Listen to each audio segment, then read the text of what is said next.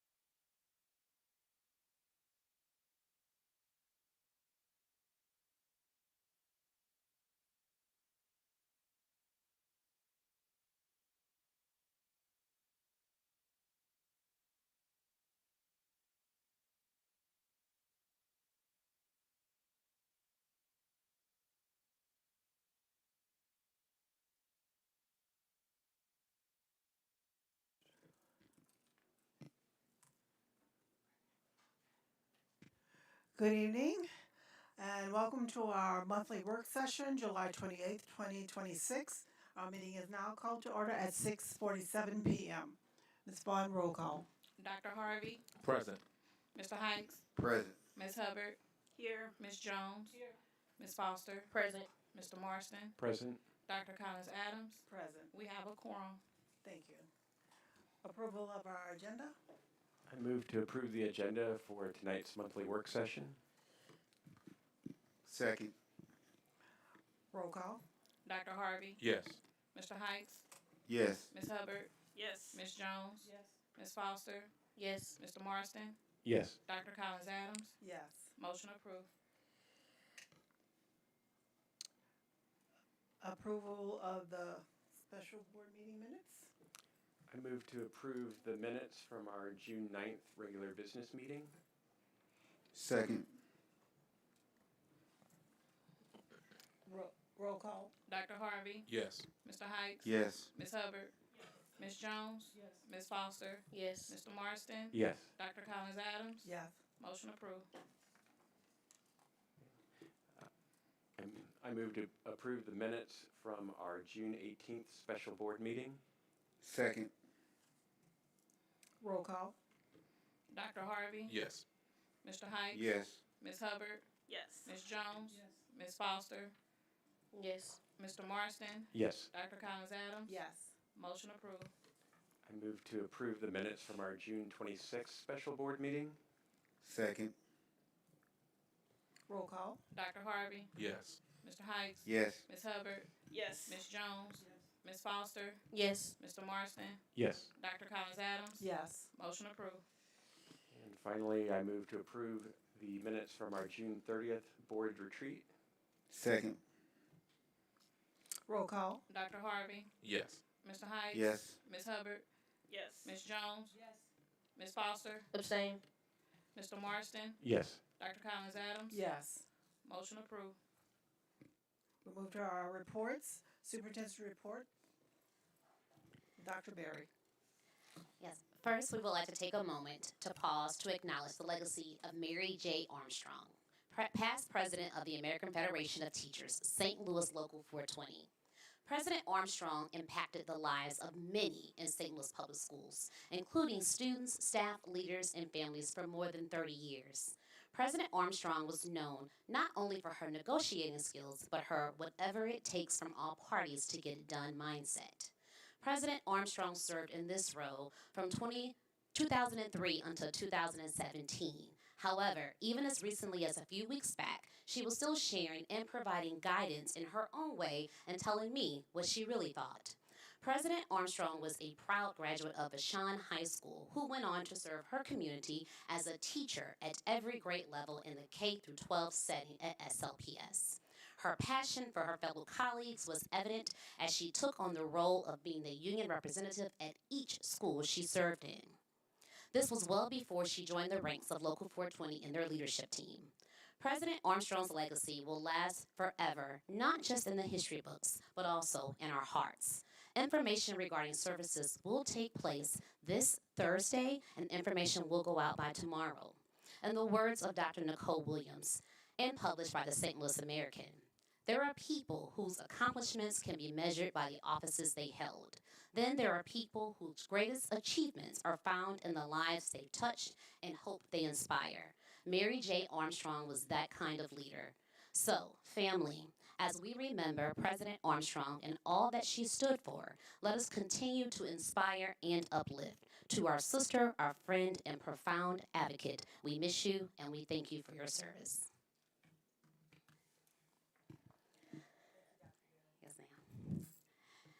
And so good evening to President Collins Adams, Vice President Marston, board members, staff, students, our entire community, and listening audience. We do have about 3 updates this evening.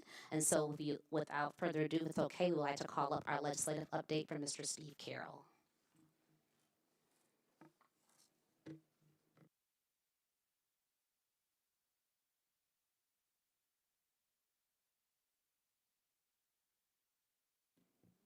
Is it on now? All right.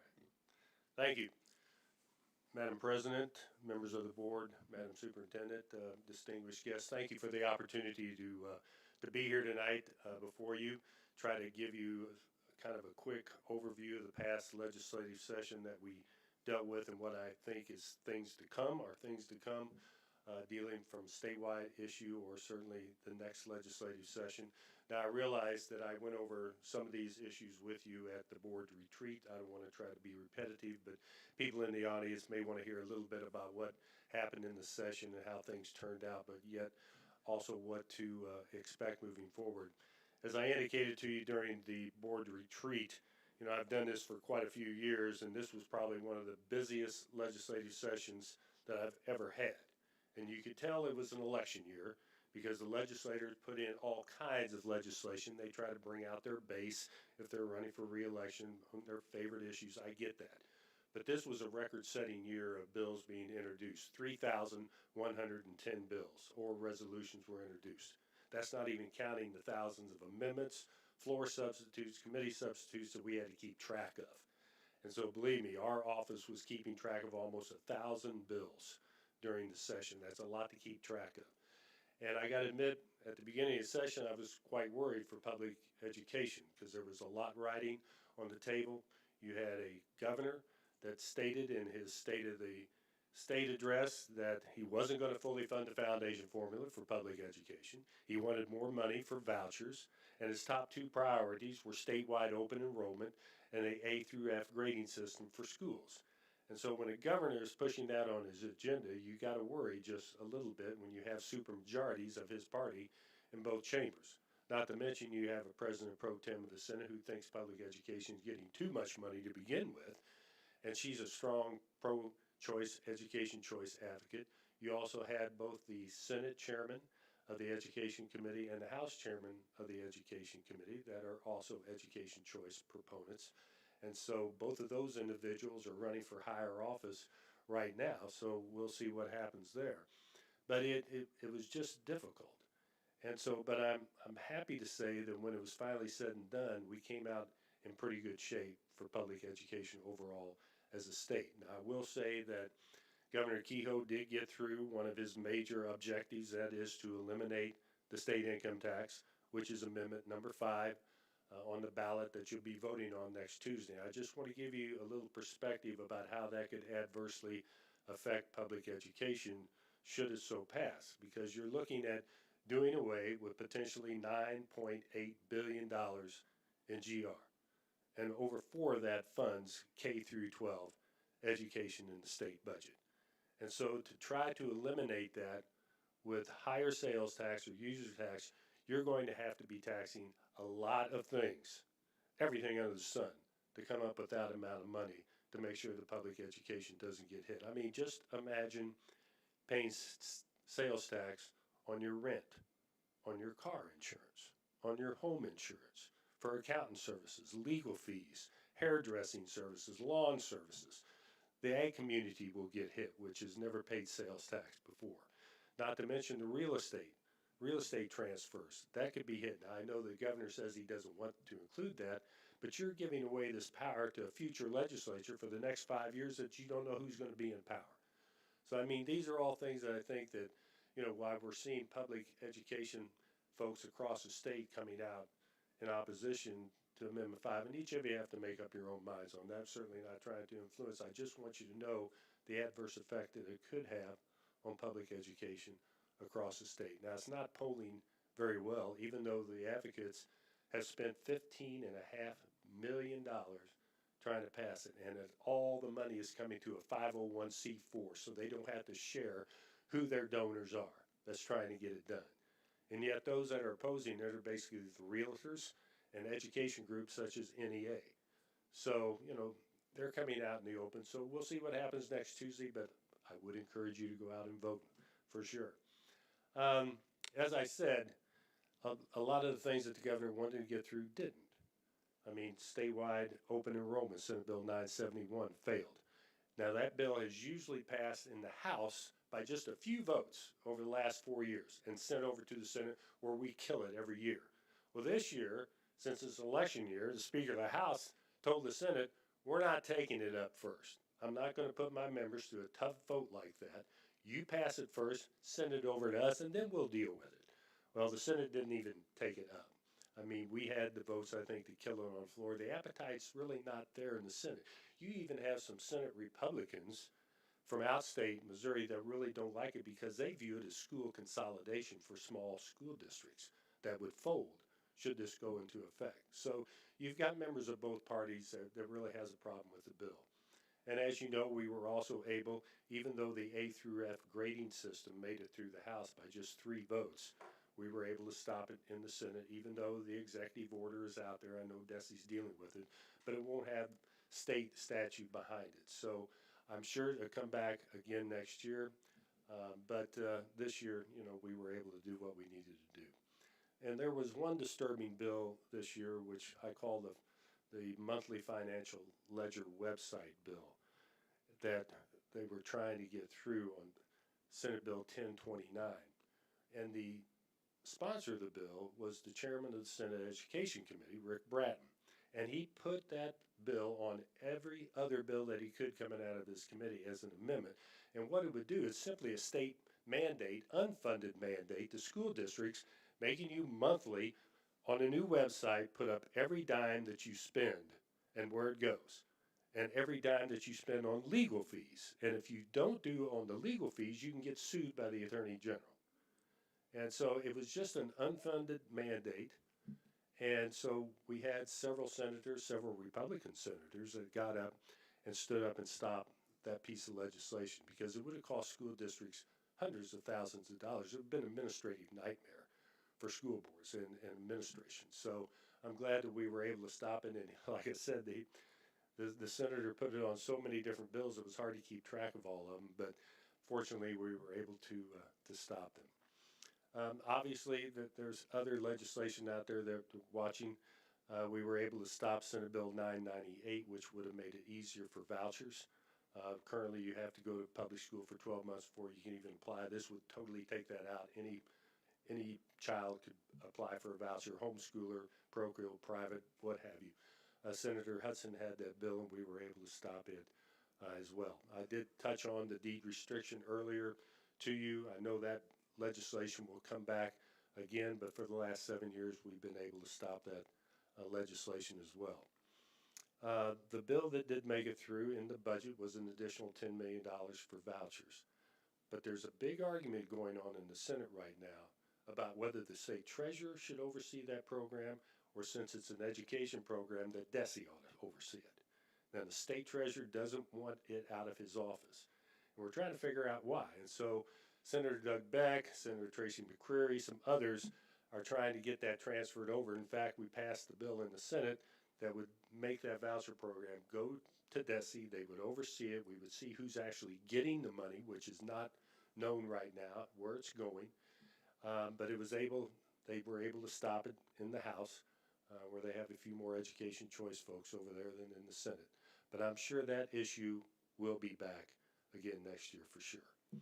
Now, as far as moving forward, most of you know that the governor's task force has to make a recommendation by December 1 to the General Assembly on they're working on a new foundation formula. And so I've been in 2 dogfights for 2 new foundation formulas, and it's the worst debate, it's the toughest debate, it's the toughest issue to deal with. The first one that I dealt with was in 1993 when I was still in the legislature, because it was ruled unconstitutional, our foundation formula at that time, that we weren't spending enough money. And so we had to rewrite the formula. The judge, I still remember Brian Kinder's decision handed down. He said, our schools are the golden or the god-awful. And he said, you're not spending enough money. So we had to raise corporate income taxes to pay for it to do it. Well, that lasted until 2005. We put in a new foundation formula then, but we phased it in over 7 years. The life of the foundation formula is about 15 years or so. So we're right there needing to do it. Now, the question is, how much money is it going to take? Now, Governor Kehoe has indicated to the task force, he said, you put me together a foundation formula that's not going to cost any more money than what we're currently spending. Now, I don't know how you come up with a new foundation formula that does a good job for the future of our kids, that doesn't adjust for inflation and all the things that we need out there for pre-K, remedial reading, after-school programs. And so I just anticipate it's going to be quite a battle next legislative session that we're going to be dealing with. And, I've thought about this over the years, the last couple of years, and I've really come to believe that 90% of the legislation that gets filed in Jeff City is about one or two things. One, it's about money. Somebody wants somebody's money. Somebody wants to do more money or spend more money. Somebody wants to take somebody's money from them and give it to them. It's all about money. Or two, it's about power. Somebody wants to tell somebody what to do. Somebody wants to tell somebody what they can't do. Somebody wants to tell somebody, you got to do it a certain way or you're breaking the law. You got to do it this way or that way. And now every one of these education bills that I just talked about was about one of those two things. And so, we're just going to have to deal with that. That's just the legislative process anymore. And how is it changed? So, we'll deal with it as it comes. Now, next year, it's going to be an interesting session as well because we have a new time of term limits folks coming in. We're going to have at least 55 new House members and at least 11 new senators. That's a third of the General Assembly that is going to be voting on a new foundation formula, a $52 billion budget. They don't understand the legislative process, so it's going to be a time of trying to educate them on what's important. And that's kind of where I come in. I've been doing this for so long, I kind of feel like a tenured teacher when I start going and trying to educate these legislators and trying to bring them up to speed on things that are important. So, that will be an interesting thing as well. I've already started going out and trying to meet some of these new candidates, some of these new legislators to come. In fact, the city of St. Louis, we're going to have a new state senator because Carla May is term limited out. So you got Representative Steve Butts and former Representative Gina Mitten in a spirited campaign against one another right now. And then Lakeisha Bosley has turned out as well. So I think there's three candidates that are running to take her place. So we'll have some new legislators from the city delegation as well. So that's kind of where we're at. I'll just kind of stop right there. I want to thank you for allowing me to represent you in Jeff City. It has been a great honor, and I sincerely mean that. And I've certainly enjoyed working with all of you, and certainly you, Superintendent, and Madam President, and others who have come to Jeff City. Every time I send out my weekly report, I say, we need a little help with this, and I give you a call, can you come to Jeff City? And you do, and I appreciate that very, very much. And the Parents Action Council, their legislative day, I think that's very important. So I do appreciate the help that you give me because it's important. You are citizens of the city of St. Louis and you can vote for these legislators. I can't. I can just go and tell our story and ask them to support us as much as we can. But I think it's important that you all stay involved, and I do appreciate you doing that. So with that, I'll try to answer any questions you might have, and if I don't have the answer tonight, I'll get it to you. So thank you for the opportunity to be here. No, I appreciate everything that you're doing. You keep us to date on everything, and it's an uphill battle. We got this. It can be, but I don't like somebody else telling our story because there's a lot of great things that are going on in the St. Louis Public School that the people just don't hear about. And I try to get that story out to as many legislators because, quite frankly, the party, supermajority party, most of them are outstate legislators that are controlling key committees and stuff. They know very little about the St. Louis Public Schools, but I try to relate to them as a former outstate legislator myself that we have certain unique opportunities, we have challenges in the city of St. Louis that they may not have. And so they need to understand what we're facing, and we try to educate them every day. So thank you very much for your time. Thank you.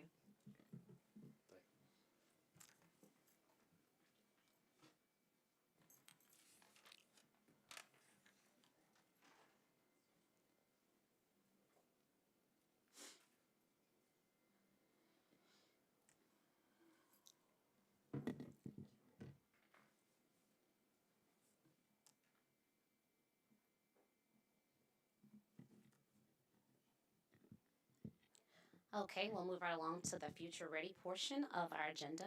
We do have a PowerPoint that we will pull up.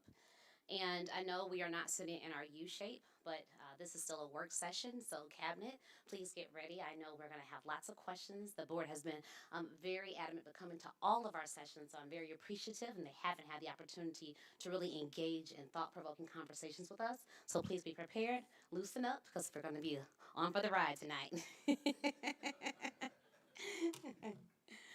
All right.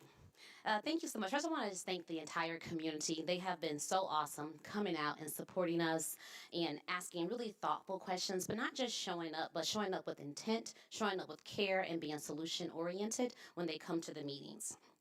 We held 3 community session meetings, but aside from that, we have spoken to multiple stakeholders. We've also had one-on-one sessions with various stakeholders, and a few emails have come through. Again, board members, thank you. You were at every single session. We appreciate that. And then tonight's presentation is going to be a summary of what we actually did during the meetings. Reason being, there was a call. The community said, hey, can you slow down on what's happening and what's going on?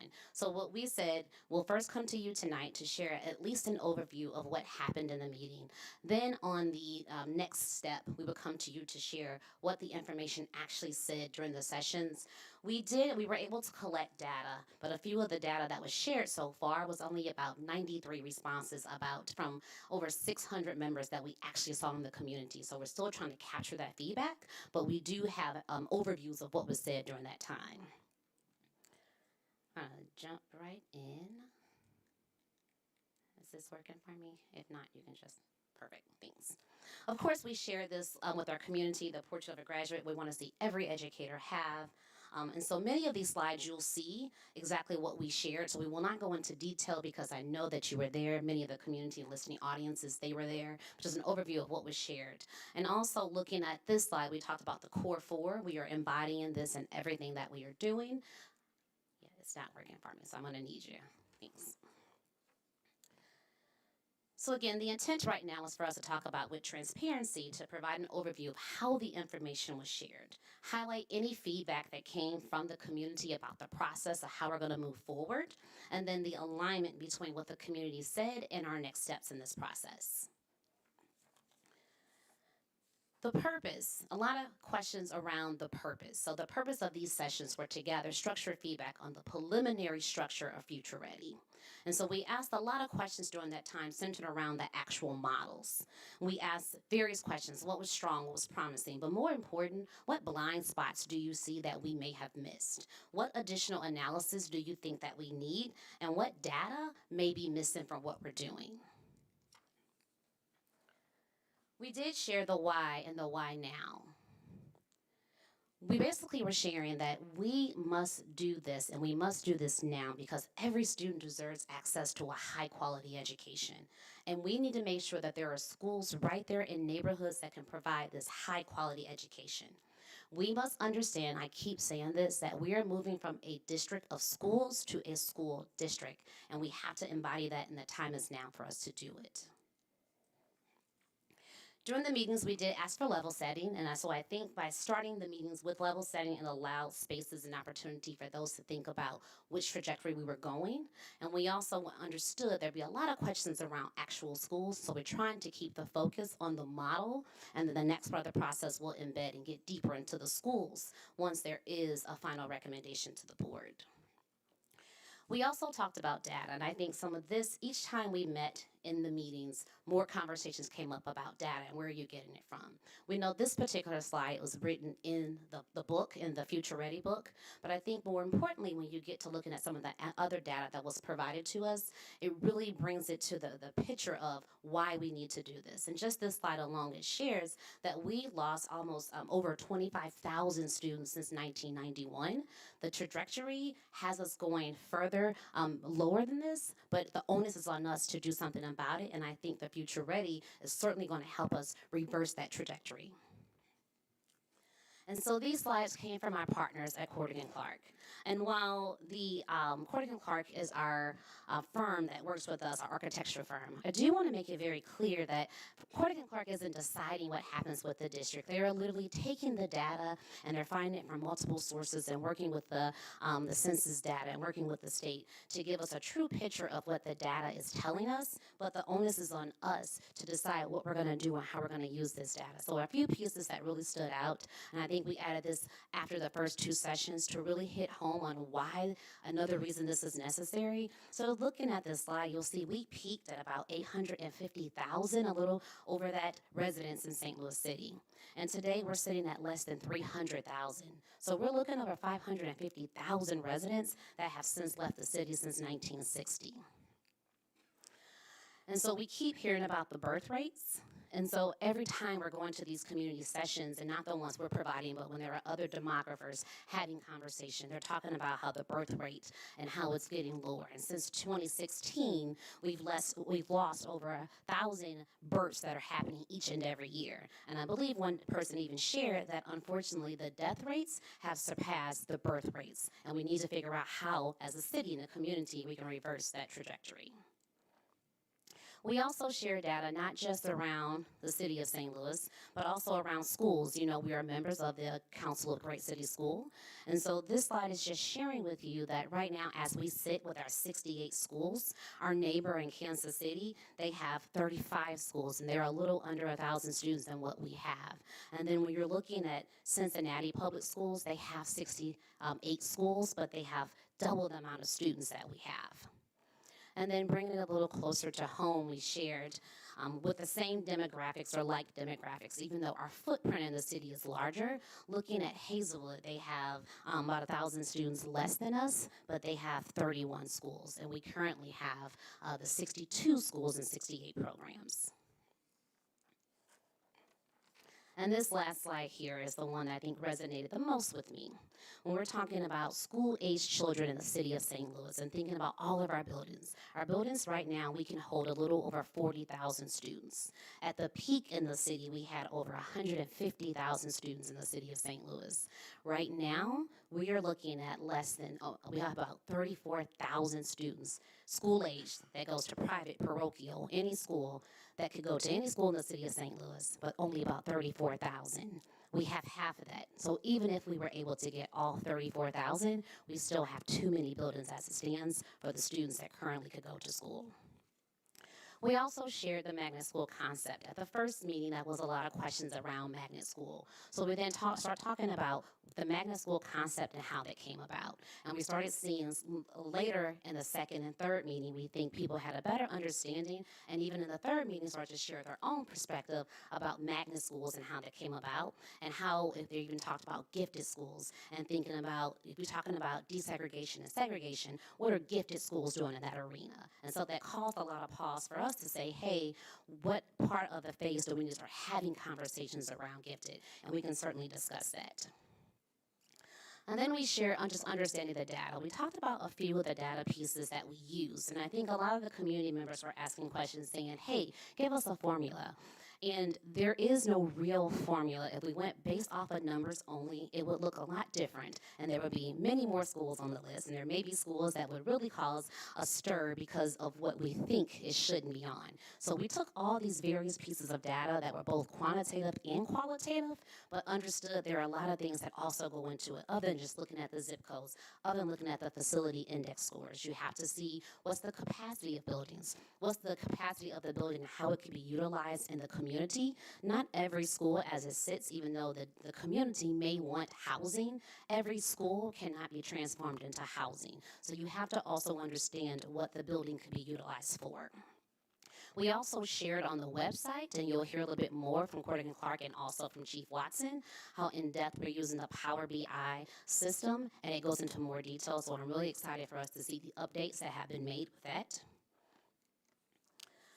And then we can get to our feedback. And so we capture the feedback from a number of ways. And so when participants walked in, they could do a QR code and they can give their immediate feedback on what they think the models they would recommend. We also have them looking at Padlets. And so in real time, they were able to have discussions and conversations and then give solutions or give comments on models A, B, and C. And then we did ask for them to give us their final, if they had to make a recommendation right now, their final recommendation. And so, be very candid, we had about 289 posts from all of the meetings. A lot of great conversations were happening. We also had handwritten notes. There was also a note catcher on the back where community members could write notes on the back and give us that feedback as well. But most of the great conversations just happened in between when people were sitting next to each other and talking about their thoughts. And so when we're looking at the data, just because there were 289 posts doesn't mean there were actually 289 people that created the post, because there were multiple people that could put a post on or even respond to various posts. And then the reflection form, right now we have 93 responses. And then from our website, we have 17 responses. And then with our school leaders, because we did speak with them as well, we have 57 responses. And so while we're collecting this data, we know there were so many more people, one, that were at the meetings, and two, that have something to say. So we're going to do another push via email, so get ready, and also through Parent Square, so we can ask the community to please provide feedback over the model concept to gather more data. And so when we were looking at how these items were analyzed, there were quantitative questions that were asked. There were written responses that we're looking at for themes. And then a single response could have multiple themes and reflect more than one area. And then looking at all the total Padlet posts, and then responses from individual submissions. And again, we talked about the Padlet post and how they could put those submissions on, and then you could see in real time what some of the community members in the audience were saying. And if you were in session 3, that session, the Padlet post is still up, so if you wanted to provide responses, you certainly could. But again, that was for all 3 models, and even asking for a final model recommendation. But this data right there, it captured immediate real-time feedback, but it also left open-ended questions that many of the communities were asking, and others could see what questions that they had. And so just an overview of the community meetings. For the first meeting, we had a number of posts, it was 101, but roughly we had about 200 attendees there. And for the meeting 2, we had 128 and roughly about 240 attendees. And then the meeting 3, we had 60 respondents, but I did put an asterisk because many of the conversations were happening, and then we did not put the Padlet up for a long time, so I do believe we would have had more posts if we kept that Padlet up. Looking at the participants, many of them, this is where their feedback was directed, but because feedback was directed there did not mean they selected that particular model. And so we had 49 posts for Model A, 29 for Model B, and 59 for Model C. Again, those were just comments. And there were a lot of comments around Model C, particularly around safety and could we reconfigure the buildings in a time for this. So those are just a lot of comments that we had. We did have 129 comments for the final portfolio recommendation, and then a lot of questions and comments around closures themselves, demographics, and equity for the buildings and the community. And so the final recommendations, basically we were asking to collect information about which participant. We did ask for names because what we found in past, many people may go on and they'll do multiple Padlets or multiple responses. And so we wanted to make sure that we're capturing that individual. We're also looking at their strengths and opportunities, again, those blind spots. And then we also send a separate version of this form was created for those that could not attend a meeting to see if the conversation or the thoughts were different from those that came to the in-person meeting versus those that did not or may have watched it online. And some major themes that we saw across: school closures and neighborhood stability. That was a huge question and concern. The fortunate and very unfortunate part of all of this is that our district has gone through some sort of change or reconfiguration in the past. And so what the community has said and what they've known and what we know is that buildings were being left in their neighborhoods and were eyesores to the community. And how are we going to ensure that this doesn't happen again? They also asked questions about what if a family decides to leave for a charter school or a private school. So those were questions that came up in real time. They asked about academic performance and the student experience. And so with the academic performance, we're saying the well-resourced school. Questions are, well, what does a well-resourced school look like? Ideally, we can share things out, but we don't have that. We're hoping that once we pick the model, that we collectively can create what a well-resourced school looks like. They also talked about the safety and the K through 8 setting. And so we did have to share. We currently have K through 8 schools right here in our district now. And so what we can tell you and what we do know is that the attendance is higher, the discipline is lower. But there were grave concerns from parents about their child not just being in the school setting, but riding a bus, a preschooler and an 8th grader. There were also questions about the schools. Can they fit an elementary school, be transferred or moved to a 8th grade school and classrooms? And what does that look like? And what's the time does it take? And the cost that it takes? I know we had a presentation at our real estate meeting, and it talked about the cost. And just want to be very clear, while it shared $127 million, that also had the deferred maintenance cost in it. So we're looking at roughly maybe $200,000 to start and get this going.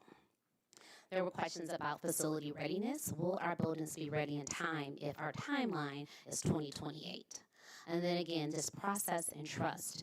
Community members are asking for us, not all, there were some saying, hey, we want to trust you, but we need to take our time, figure out how do we do this, and why should we trust you?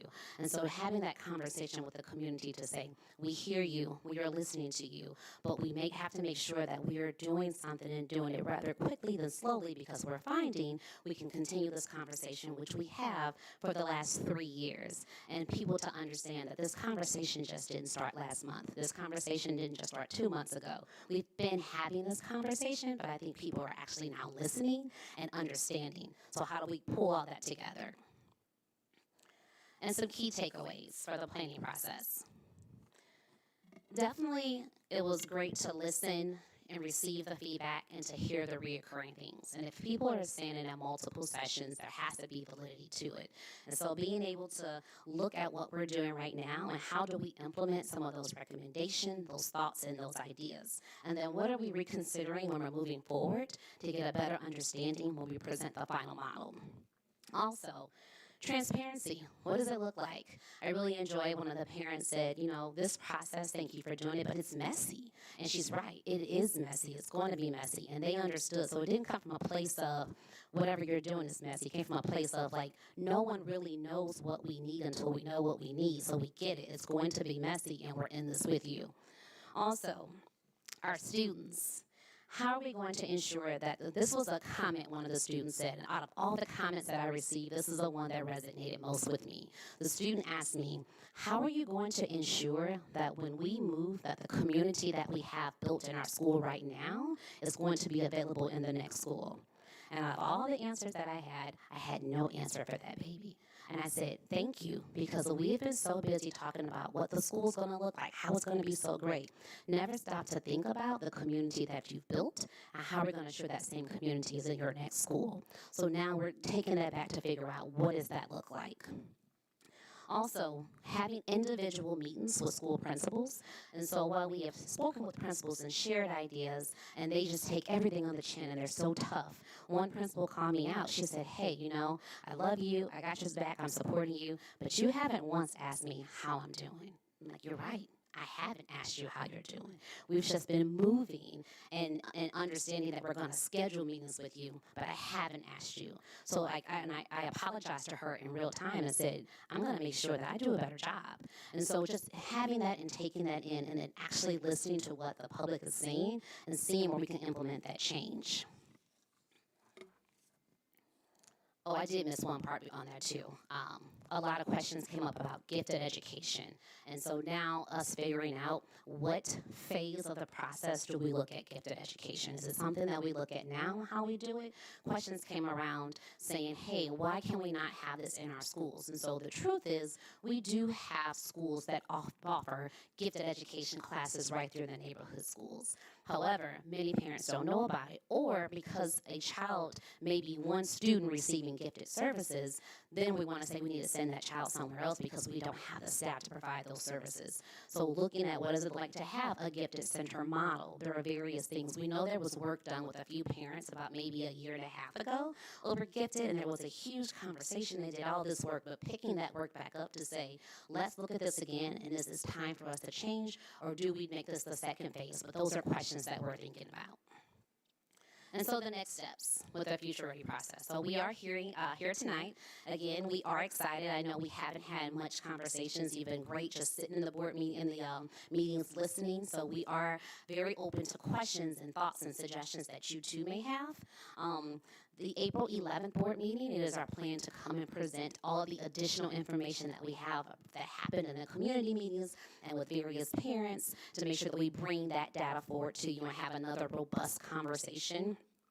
April 24th, August, right, get me together, August 24th, we are going to survey our students. I know it's the first day of school, but there is a board meeting the very next day, so we're trying to capture student voice in that moment. In addition to the first day, we also are going to have our student advisory committee. They're going to provide information and ongoing conversations with students, but seeing what their initial reactions are on the 24th. And we're looking at doing a Microsoft Live, either a pre-recorded or a YouTube stream, to see how we can capture that feedback. So we haven't decided exactly how we're going to do it, but one of those three options. And then the August 25th board meeting. The plan is to, by this time, then bring you, after all that information has been collected, we're going to bring you a recommendation for a final proposal. That proposal will have actual names. It will take in the additionals that we may have to have changed based off of feedback we received, recommendation we received, but it will be a final proposal. Of course, you will not vote on it that night, but we want to make sure that you at least have it and can ask some of those tough conversations that we may need to have. And the hope is by September, maybe not the first board meeting, but hopefully by the last board meeting, that we can have a final vote. What we are realizing is that while the community is asking for more time, so we're stretching this out another month, the issue is bigger than just now, and it takes a lot to get to this final phase. And the more that we push this back, the shorter time that we have to actually prepare if we're going to do this starting August of 2028. And then I think understanding that there are real lives behind what we're doing. And so a student face, an adult face. And so no matter what we do, there's going to be someone affected. And even if thinking about our school leaders, we know that if we're going to repurpose our schools, we will not need the number of leaders that we have now. And so hearing that and understanding that can be really hard, but we have to figure out how do we, in real time, support what the community is asking us, but also deliver a promise to our leaders and to our staff that are waiting, because school is starting, right? And so we're asking them now, while future ready and potentially your school repurposing is looming over your head, we're asking you to still move forward with instruction and still come in with your smiling faces and prepare your students each day. And so I think we owe it to them to at least move something off their plate that's no longer looming so they can prepare and move forward with what's happening. And that's it. So we are ready for your questions. Thank And you, I did Dr. say Berry. we. I'm going to ask board members to open your mic and begin asking questions. And Dr. Berry, you have your leadership team members here.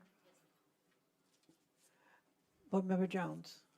My first question would be, I wanted to know, do we currently have a map on our website that identifies all the schools that we're speaking of, just all the schools in general? So if parents or teachers or students want to just look and see where they're located, where the schools are, where the potential loss of a school might be, that they can do that. Yeah, thank you for the question. I hope we're taking notes. So yes and no. So there is a map, and we'll show from the data dashboard that has a list of all the schools. But what we do not have is a map that shows which schools are going to be impacted and how in location of reference where another school that may be impacted. So we can certainly update that. So we do not have that on the website. Okay, yes, I really would like to see that, because it would seem that some areas are not going to get the representation that they need, especially the ones that have a large vacancy rate. A lot of our neighborhoods, particularly in North St. Louis, are empty houses, empty lots. And they're going to need, once this money that has been allocated, so-called millions of dollars from the mayor's office and from FEMA, we're hoping that they're going to bring in what we really need, affordable housing. And so how are we going to make up for that future change? Yeah, thank you. That's a really good point, and we will note that. I can say, just for the listening audience, so far we have about 10 schools that have been identified through all three plans for what we would consider north. We have about 11 for north, 10 will be considered for south, and there are about 7 additional schools that, with hopefully private-public partnerships or potentially the state, we will be able to repurpose or reopen newer schools north of St. Louis. But you're absolutely right. There are a lot of neighborhoods, and I'm so glad I see Mr. Roper here from Urban Planning. The district, we have been having meetings with a committee. I don't want to say committee, that's the wrong word. It's not committee. We have been having meetings with various stakeholders for about 2-3 months. And that includes the city, and we're having conversations around what does it look like in their plans that they're having for the city, and how do we move forward to make sure that SLPS isn't doing something that the state or the city's not doing, and we can move forward collectively. So thank you for bringing that up. Okay, my last question right now would be about the repurposing of our school buildings, because there are a lot of people, and I understand that no one wants their school building to close, especially, I really don't. But I want to hear the ideals, and I want to hear who's going to help, because we need help. And it's one thing to say, let's repurpose, we're going to do this, and we're going to do that, but come on with the help. That's what I want to know. Please, can we list some suggestions, and who's going to dig their heels in and help us? Yes, ma'am. Thank you. That's a call to action. I will ask Chief Watson, not today, but if maybe we can ask some of the members that have shared some ideas, if they will be willing to come to the next maybe board meeting work session to share those ideas about repurposing and what that looks like.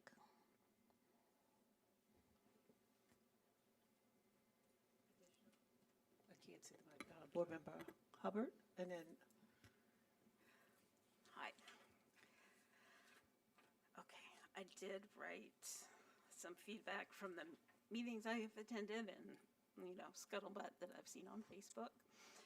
And it is really clear that people want specific answers, and we haven't provided them yet. And I know it's going to come, but we have questions from the first meeting that could be answered. Just keep it coming. I don't know if we need like one site or one page on the website where you can say, here are the questions, here's our best answer as of today. But that would help. It would help me a lot. And yes. While you're thinking of your next one, you're absolutely correct. And I know we as a cabinet said that, but we did not do that, and we have not followed through. So yes, we will get that on the website. Okay, great.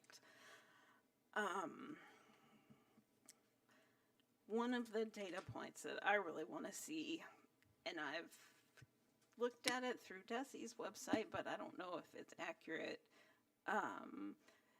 like which schools have uncertified teachers and how many do they have? We have a student-to-teacher ratio, but is that certified teachers to students?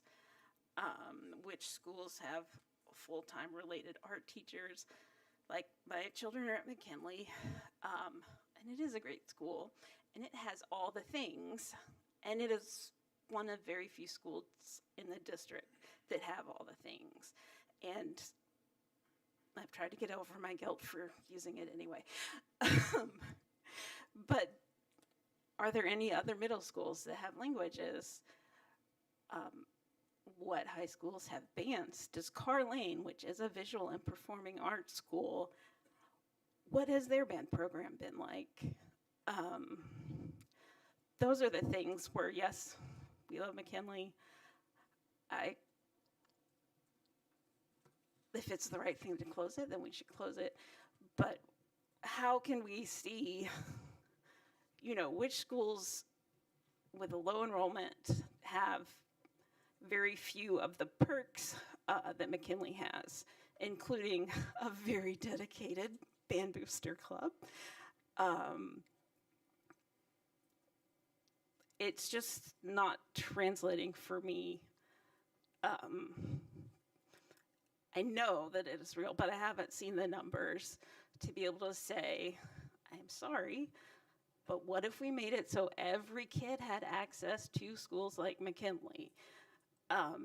Here's what it would actually take. Because we're going to have to say no to some things so we can say yes to all the things for all the kids. And it's not going to be easy. But I think that's really important to be able to show the inequity within our school district. If we're not going to do anything about that, then our efforts are for naught. Yeah. No, thank you. I'm going to ask HR, either Beth Davy or Ms. Williams to come up as well, but you're right. And so while we do have internal sheets that has all that listed, we can get one that we can make more public facing that doesn't have actual teachers or students or classrooms that we can share, because there are a lot of inequities that exist. Also along with that, I think someone may have said, McKinley should be the model. If it's working here, why not somewhere else? And I had to politely share, if every school had a requirement that you had to read and write and be proficient in all areas, how many students are we really excluding? And if that's the criteria, then you're right. Those students should be proficient because that's the criteria to come in. Your school should be excelling because that's the criteria to come in. But the unfortunate reality is all students don't have that option. So how do we provide that access or that same type of feel in every school to make sure that they do have, like you said, the arts? And so I appreciate you for bringing that up, but it is inequitable right now. And that's why the onus, in order for us to get this right, we have to change it, and we have to change it now. Because we keep it the way it is, we're going to get the same results. Yes, and I want to add that last school closure, I started a petition to close the gifted schools to have the children largely with the most, and we can see with state data which schools have the most kids on SNAP or TANF. That's public data. So how do we make the kids that have the most resources already feel the least impact? And that's going to be a sticking point for me. But also, I'd love to hear from you, Ms. Davies. Sure. So I heard first the question about how many schools do we have that do not currently have full-time related arts across all of the required content areas. So when we talk, the state of Missouri requires that every elementary student receives access to music, art, and physical education. Physical education, the minutes are a little bit larger than we look at music and art, but they must have access to those. In St. Louis Public Schools, we are also in a reality where several of our elementary schools are so small, they may only have one class per grade level. Because of that, and because we want to make sure that every student has access, we do have schools that have split allocations. So a music teacher, for example, that may be reporting to more than one building. At this time, for the 26-27 school year, and we make adjustments on this regularly, we have 10 schools that will be impacted by having a split allocation with another building. So for those 10 buildings, they do not have full-time art, music, okay? Everyone pretty much has full-time PE. And the dream is, the goal is, just as Dr. Berry said, to make sure that every child has full-time access to related arts. I'm a former music teacher. I believe firmly that children deserve a rich arts instruction, and that is for performing and related arts. I think another question was about the certification rate in the district. Is that right, Ms. Hubbard? So currently in the district, as Dr. Berry has shared in our public sessions, but we have nearly 300 teacher vacancies. We have done a lot of work. It used to be 400, so we are grateful to see that number continue to drop. But currently that is often due to the distribution of students. So out of those 300 teacher vacancies, we are currently at 223, I believe, as of today, full-time substitute teachers who are interim learning associates.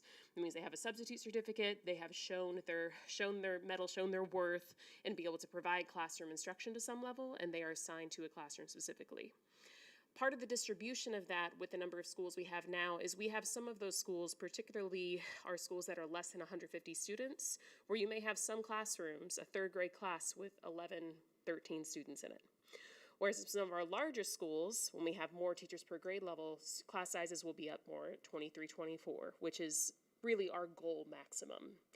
And so the hope is, again, with part of the Future Ready plan is to be able to right size the classrooms, because if we can have the class sizes that are large enough to be able to show, let me see if I can do this. If we can have class sizes that are large enough at a smaller number of schools, we will be able to provide a larger amount of certified teachers for our students. So it is not at this point acceptable for us to move forward understanding that we are not providing full-time related arts and that we do have several non-certified teachers in front of our students. But we will have to do better, and part of that is this consolidation plan. So what else data were you looking for, Ms. Hubbard? I'm trying to remember. Is that it? I think You think that's it? that's it for now anyway. All the numbers. Board Member Harvey? Thank you. I guess I want to click all the way up to start. I have Okay. a healthy number of questions, but I'm going to pick and choose. Okay. Because I heard at all the presentations and tonight that we can't rely on a formula, and I conceptually agree with that because of the way that formulas force like moral decisions hidden by numbers. So I agree with it conceptually. And though, I am wondering like what method produced the models, because like when I look at the slides and I see the 8 data sources that you pull from, and then I see on another slide how community feedback was coded, all of that those are all fine individual steps, but it's not a methodology. And so we have not told the public the decision rules, the weighting, the sequencing, the academic thresholds, the strategic priorities, the facilities, like everything that goes into, we started with A and we ended with Z, and this is every step we took in between. We've not said that. And so we're asking for trust with no method. And so I can understand the way that a family is saying, like, you landed on the double digits of schools with no methodology public. And we, in most other situations of this like grave decision, wouldn't allow ourselves to be in a moment where we can't like defend the method against the conclusion. So I am like really hungry to hear from whatever collection of you in the cabinet, like, what was the sequencing and how did we land here? Because as it currently stands, right, nobody actually knows other than 8 disaggregated data sources that I know you all spent a ton of time with, but we did not. And so we are out to trust 3 models of we don't know how many that you started. We might have started with 12. We got 3. And so like bring us into that a bit. Yeah, absolutely.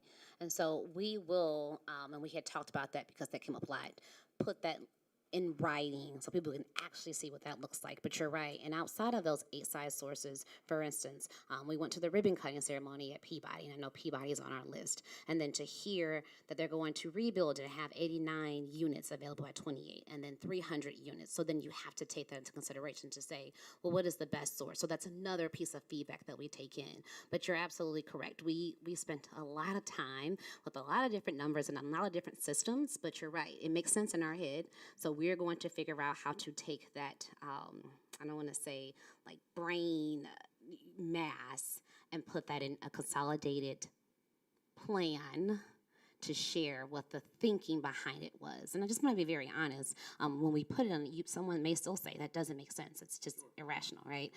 But we will certainly put at least what our thinking behind it was to get it out there, so at least it's there. And if someone's asking, well, how did you get here? You can see how we got there, even if it doesn't make sense to the person who's reading it. So we will do that, and you'll have that soon. Board Member Harvey, let me just add on to that particular thing.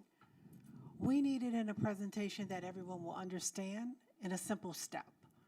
So But I don't know if it's these simple. are the questions, but the average person has to understand it. So what the questions that I'm getting are exactly what Board Member Harvey said, Board Member Jones has said, how did you pick apart an entire district and come up with this one, this, that's schools, and then how did you come up with 3 models out of the gazillion models we could have had? Now, I knew there was a process, and I've watched your leadership team work, and we've had conversations in bits and pieces, but what we're saying now is we've had 3 meetings, and the same question keeps coming up. How did you get there? In simple terms, if it's about Collins Academy near Peabody, then talk about Collins Academy right there by Peabody. We did this because of this. We did that because of something else, and nothing else in between. Because it has to be simple enough for everyone to understand. The person that has the college degree in architecture and design and urban design, and the person who finished 3rd grade and is raising 5 kids and needs to figure out what school their kid is going to go to after next year. And that's not to pick apart the leadership team. You guys are working great on everything that you're doing, but there seems to be something missing that the board has to have, that the public has to have, so that the board can answer, because we're answering to the public. We're elected by the public. We need to be able to address that. And I know there are a lot of things that you've done and a lot of community members that you're speaking with, but we are too now, and it's going to become very tedious soon when you bring this next step to us. And granted, I've already said this, but I will say this publicly. Of all the people that I saw in all of those auditoriums, we had 93 people that put out. Everybody's got, if we took right now, we just took, and I'm going to say it, go ahead and call me and send me your emails, you've already done it. McKinley, off this whole thing, how much noise would we really have? I have to say it because the McKinley parents have come out, they've spoken, the band's performed. I have 2 McKinley parents on the board. If we would take them just out of this mix completely, we're not going to discuss McKinley anymore. McKinley's going to be fine, let's just let it go. How much then would we really have?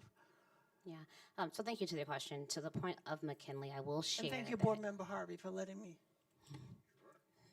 I will share that I actually met with a parent from McKinley who said that, had a lot of great ideas, that said, I will stand up with you to share that the voices that you're hearing, they don't speak for all of McKinley parents. And this parent said that a lot of the ideas and suggestions that you have, it makes sense. They gave us additional suggestions and we're very appreciative of that, but said, you know, in essence, McKinley High School is sitting on a 3rd floor of a building and their children are not getting a real high school experience. And so I do have on the other side of McKinley parents who are speaking out and who have said they'll stand up. So you're right, the loudest voices right now are just those who are really passionate about McKinley in particular. We do have some other voices, and I appreciate, I'll just say, for instance, the area of Walnut Park. We had Miss Regina who came out and she had pictures of schools that have closed in her buildings. And so it wasn't so much of why are you doing this, it is how are you going to ensure that 3 and 4 years down the line that our neighborhood doesn't still look like this. And so those are the questions that I think the community members are asking, not so much because they understand we need to do something. And it's not more so about an actual building other than, you're right, the one school. It's more so about what's going to happen in my neighborhood once the building is gone and how you're going to ensure that my neighborhood is still going to be viable and this will not be an eyesore in my building. Yeah. Can I build on that, Dr. Berry, as a question? Because I think that is something I'm hearing is a wondering about, I guess, what I'm going to call like the readiness gate for each of these. And I know that I'm assuming you're waiting to present detailed readiness conditions until there is the model. And I wonder if it actually, though, keeps critical information from families and leaders being able to actually digest distinctions. We've given them the distinction of grades, disruption levels, by our definition of disruption, but we haven't given, it's like, facility readiness, staffing readiness, transportation readiness, transition, before we press go on anything. And I think I'm curious, of all of the readiness conditions, which of the ones are we the most vulnerable in? Right? I sit in those 3 sessions and I hear families talking about how beautiful their facility is and why is that one being picked for redevelopment and not staying in school. I hear another family member talk about the busing, et cetera. And so I am unclear and would love to know, if you ranked the readiness gates that we know we need to like get solid, what are they? Yeah. Oh, sorry. Where are we going to put our attention pre-vote? Because like I would want to know how we're resolving where we are the most vulnerable pre-vote. And then does the cabinet share a point of view around vulnerability versus readiness? I'll stop there, but like I'm really curious about the conditions that allow us to verify that any of these are viable. Yeah, and so the actual conditions will change based on the model, and I think that's why I keep harping on I need to know what model, and I'll give you an example. So if it's Model C, that's pre-K through 8, and so in my mind, my readiness condition is I need to see what the facilities look like and how can we prepare the facilities. Transportation is top of mind for all of them because we are changing transportation, but we don't know how we are going to or where to make sure that our students are receiving transportation from and to, because we don't know what school they're going to go to because the model hasn't been selected. We don't know which teachers that we will have in certain buildings because of certifications, because all the models have different variants, pre-K through 8. So we can't make a move until we get the model. And so the readiness is, for me right now, is understanding like what we're doing so then we can plan. I know it's hard for people to hear that and understand it, but we can't make a decision until we know. The only thing that we can do is talk about what we know we're going to have in every school around well resources. We can talk about what the academic structure look like. Those are things that we can plan for, but the readiness features are the things that I'm like really worried about. We can't plan for until we know what actual model and which schools in the model we're going to proceed with. Yes, and if I'm torn between purchasing an apartment, a townhouse, or a single family home, I'm going to do some pre-work on the preconditions to get me ready for all. So I hear you, but I don't need to decide what house type I'm going to buy first and then say like, then I'll start worrying about my preconditions. Now I'm going to weigh my preconditions against all the ones in my purview and then so I want to push back a little bit, because I do think if it feels a bit escapish, then no, we know all of the conditions and we're willing and we want to hear what the risk tolerance of the people is. Because there might be a lower risk tolerance for, I don't want to upend these facilities and redo X and Y. So like, that one's interesting to me. And I think the last part, I'm gonna stick with your analogy, is like I know you want the foundation, you can't build the roof, you have the model, but we're talking a lot about decor. Concentration of resources. Every school has a this, every school has a that. So we are asking people to like decorate a house before we've given them the preconditions of what might make it fall apart anyway, and before we can actually pick one. So there is a bit of a kind of dance that the methodology is doing that is not allowing us to hold the right sequencing. Yeah, first I want to say I love this, right? But to the point of your analogy of moving, you have to know what area you want to move to, right? And so you can say, I want this type of house, I want all this, but you have to know what particular area you want to live. And so that's where I'm at. Like, we need to know what particular area we want to live at to formulate all these different ideas to figure out if it's going to be an apartment or a condo. But you are absolutely right regarding the methodology. We are going to figure that out. I can tell you regarding readiness, we have certainly looked at what each building is going to cost, no matter what the building is, to see what that looks like.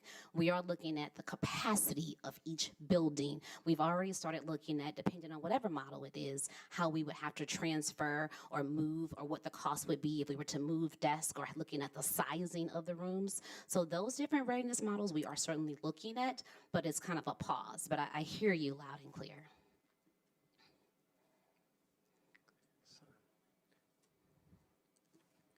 Member Jones? Oh, I'm sorry. I attended all 3 community meetings, and the presentation at each one evolved in response to community feedback, which shows that the administration is listening. At the model level, An idea that came up during the community meetings was to consider pre-K through 6th and 7 through 12 schools rather than pre-K through 8 schools. And I think there's a compelling argument that they would be a better fit for our buildings and programs. And this is something Ms. Hubbard also mentioned, but I'd like to get to a point where advanced academics and visual and performing arts are available at every school, not just specialized ones. In terms of the budget, the approximate cost savings with Model C is $29.4 million.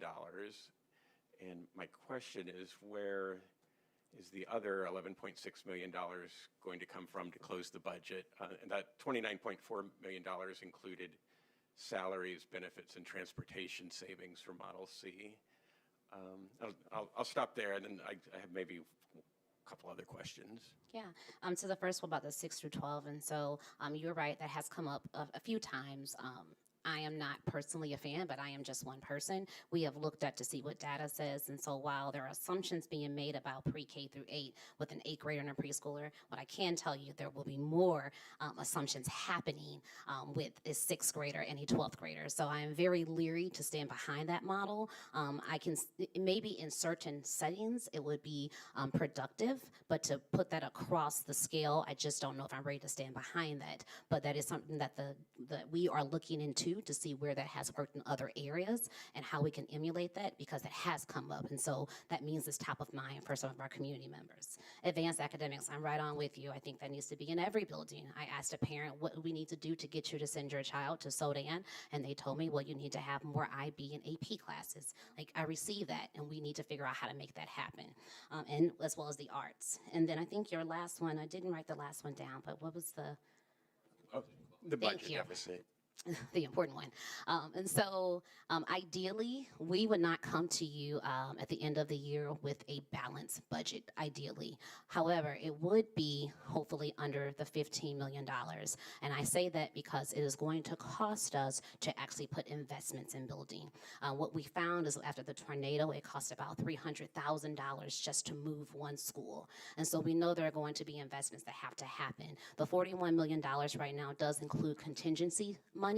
And so we're keeping our fingers crossed that nothing too severe happens in the district and that we can rely on some of those contingency funds. But we know that we're not going to be able to come with a balanced budget. But we also see with the models over the next 5 to 10 years that we're going to save upwards of over $300 million. And so the balanced budget projections will come within the next 2 to 3 years. But you're right, the models as they're looking right now takes us about less than needing $30 million below the $41 million. But it does not get us to a balanced budget. So thank you for pointing that out. And I had questions about a couple of specific schools, if that's okay. Of And course. my thinking here is just to sort of help us understand how you and your cabinet are thinking through some of these decisions with a couple of specific examples. Okay. And feel free to say those are bad examples. But wouldn't say one is Laclede and the other is Dunbar. Okay. And so with Laclede, it's the closest elementary school for 506 students, which is, I think it's out of all the schools, for elementary schools, that's second on the list in terms of proximity to students. But it's slated for closure, and I have some guesses about like maybe why that would be, but I was wondering if you could kind of walk us through that again, just as an example of one out of 62 schools. Yeah, and so the harsh reality, like Board Member Jones said, when you're looking at neighborhoods and deciding what's happening in the neighborhood and the growth of the neighborhood, when we're looking at various schools that we were talking about, we're looking at, I think Hamilton was on the list, and then we're talking about bringing up Mitchell, and then I think one of the next closest schools, I'm just trying to think in proximity, we had maybe Hickey right around there, and a few other schools. A few other schools that may have sat right in that area. But when you are looking at from various areas where we're saying these schools are now going to close and we're going to send children to a particular school, we have to ask ourselves, in reality, will every parent, in the way that the neighborhood is right now, will every parent send their child to that particular school? It is unfortunate. It is deplorable. but that's a hard reality that we have to ask ourselves. And so I think we're going to be faced with some of these questions and realities when we do present the methodology, and we don't want to come across as saying this neighborhood is not a good neighborhood. I worked at Lexington. I love that area. But we're asking ourselves, would every parent send their child to that school? Also, Laclede has some great things happening with the community aspects for us, the community garden. And there are a lot of things that the community needs as resources that could be available in that school. But until we, when I say we, I mean like the city, until we figure out how to make every city, every neighborhood, a neighborhood that's welcoming, where everyone wants to stay, those are questions that we have to ask ourselves in these decisions. Thank you. And just one last question is about Dunbar.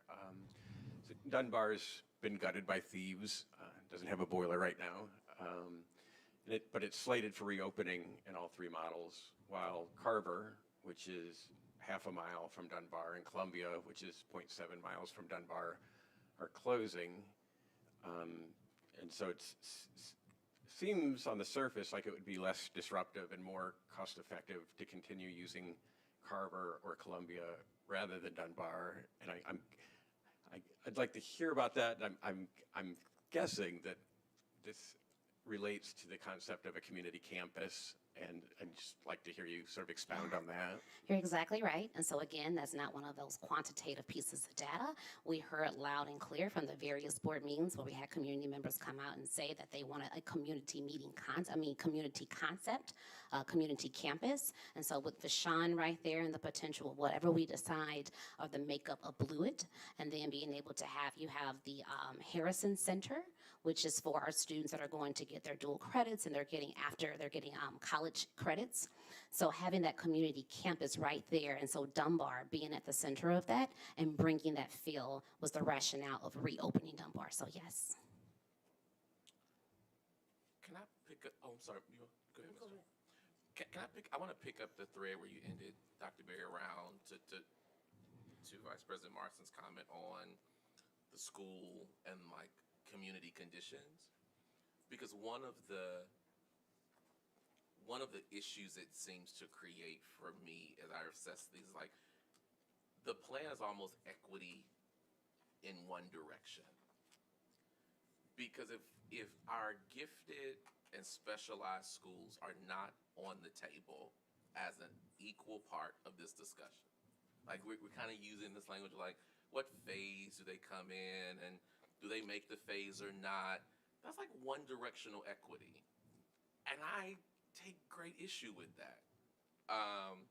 Particularly because, again, just using the thread of where you just close, will every family send their child to X? Answers no. But would every family want to send their child to a specialized gifted school? Sure, potentially, highly likely. And so I guess I would love to hear, like, I remember hearing early on, like, everything was on the table.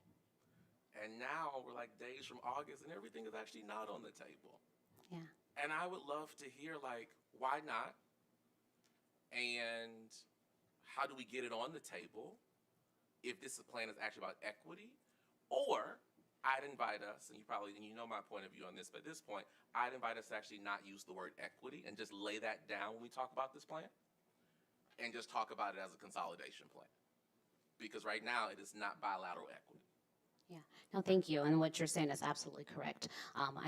I want to say in the beginning, we did say everything was on the table. And what we meant is that we wanted to provide a plan that we thought everyone could stand behind. And just being fully transparent, we did not feel like the community would stand behind us looking at our gifted schools right now in the way that we are trying to move this in this direction.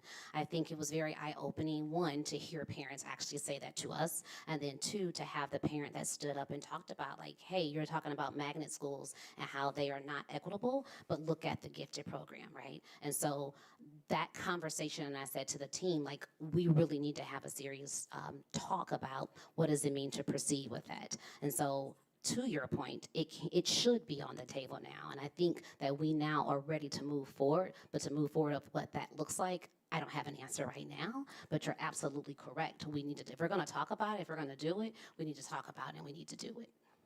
then can I ask that whatever comes to the board at the big presentation, that there is just a clear point of view.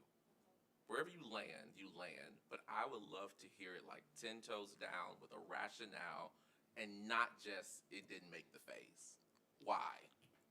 Absolutely. I smile because I tell Dr. Henning all the time, you know, we're 10 toes down. So to hear you say that, it brings back memories. So thank you. Can I piggyback for a second? Jones had her light on, and then Rebecca Hubbard. Okay. Yes, my question would be around, you talked about doing a survey of our youth, of the young people that are actually going to be the customers. So I'm hoping that you will do a YouTube or reach out to them even further. If we have 17,000 students, I'm not sure, you know, if we're going to be paying attention to the pre-K up to, I know high schoolers and middle schoolers, but I think it's going to really be important to really ask the students how they feel about their schools, how they feel about their teachers, what do they want, what does their future look like to them? And because we have all the grown-ups talking, but I really want to hear the babies talk. And another thing is the employees, the frontline workers, the teachers. I really want to understand. I don't want to really hear. The principals are important to me, and I want to know what the principals feel, and because they're in charge of a school, and their views are very important. But the teachers are right there in the classroom, and they get the brunt of what's going on. Because right now, in the city of St. Louis, we're currently under gentrification. And I just want, this is clear to me as a resident of the city of St. Louis, this is not a joke. We're not including the city of St. Louis when they talk about the future plans 5 years down, and then we're going to need this, and our buildings will continue to deteriorate. This has been since 1947, the Team 4 plan. This has always been the plan. And so our students and our homes and our families are suffering quite severely. So I'm just really hoping that the 5-year plan that we're looking at, that we will really ask the city of St. Louis to come in and help us with the housing, because we have homes, I'm going to go to it again, in the neighborhood that could be revitalized. If it was on the south side, if it's 2 bricks laying together, they're going to put them together. You look at Soulard Market, but when you come to North St. Louis, you have a building like Stowe. We've been asking to even reduce the price. Come in and do something with us. Help us. Help us. So that's important right now. So I just wanted to say that because we need help, and not people coming in wanting a free-for-all and just want to throw 5 cents at the building and say, oh, your building is no good anyway. We can't think of anything. Help us create a viable place. Just say, for instance, like agriculture. With the food crisis going on right now, we have a building, we talked about Walnut Park becoming a school of agriculture.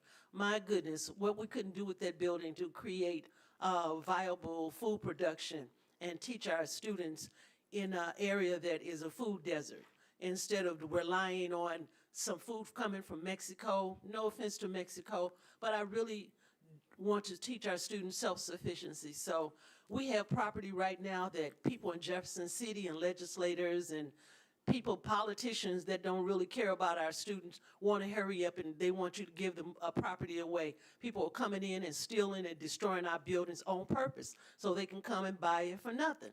So I'm just asking to please consider all those things when you're developing this plan. Thank you. Yes, ma'am, and thank you.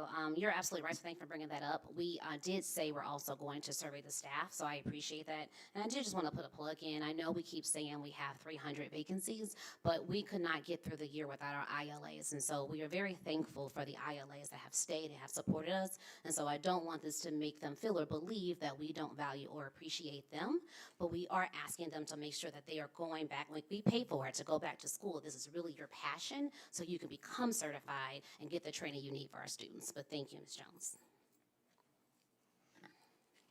Okay, I'm gonna go back to Dr. Harvey. I have talked to so many people since I found out that there was a gifted program, and there is a fatalism about it. People say, oh, they'll never do this. But who is the they? Because I have not asked my board members what their opinion is on this, but it only takes 4 votes. And if you know that something is wrong, you can say, maybe we should change this without having that fatalism. Because the they is us. And I know that we want equity for every child. And we want that to be part of going forward, like Dr. Harvey is saying. So I just want to throw that out there to the community. There's no need to be fatalistic about that. You can tell us what you think. We'll listen. Yeah, thank you. Board Member Foster. I wanted to wait till kind of the end of the discussion to share my questions. Plainly, is the board and the community being asked to get behind one of the 3 models that's being proposed by the district and leadership, or is there room for a Model D that comes down in a few weeks to the board? Yeah, so ideally, we are going to present a recommendation for one of the models. They'll look different than what they are, but we'll present that. And then, of course, we will have conversations to say, even because we're going to present to the community this final proposal, and I'm sure more conversations will come up, and which will transfer to a Model D. So yes, we're going to present, but absolutely, we'll figure out what it takes to make that model configuration work for SLPS. Sweet. I love to hear that. The other 3 comments I have are more like not questions, but just commentary and considerations. Board Member Hubbard and Dr. Harvey also kind of touched on this. And I'm using this time to be personal, but I don't think that I can get behind the concept of a plan if we are not considering gifted program at all in any of the models. I'm just gonna put that out there. I graduated in 2016.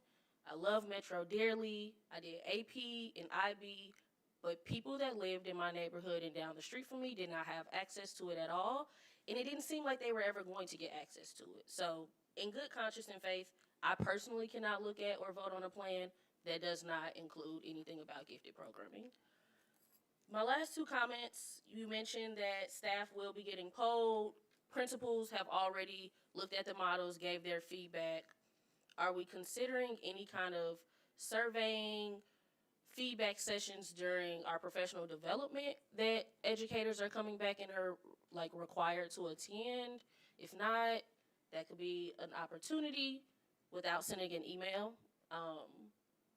And then kind of same system for students. Like we send out well-being surveys, we have access to student information systems. How are we getting the information to students who actually attend our buildings every single day? Emily talks about this all the time, that we have a lot of like big grown-up conversations in these board meetings, and rarely do we ask, okay, what do our students think? So I'm excited and looking forward to the student council to come here and kind of talk about their opinions. I've talked to a lot of students day to day in the last, I would say, 3 weeks. And so I just really, really push us to do our best to ask our students what they want and what they would prioritize. Thank you for that, and I appreciate the transparency as well. Just some things to consider for me. On the operations front, we spend a lot of time talking about bus routes. I'm curious to know if there's any increase in efficiencies or differences around food, support services, health, that are just not bus. And I get that that's a single cost driver that's massive, but we've not talked about any other student support service shifts, and I really am curious to understand that. We use almost every deck we've used has this like concentration of resources phrase. Stronger schools with more support. And there's another quoting like same number of teachers across fewer buildings.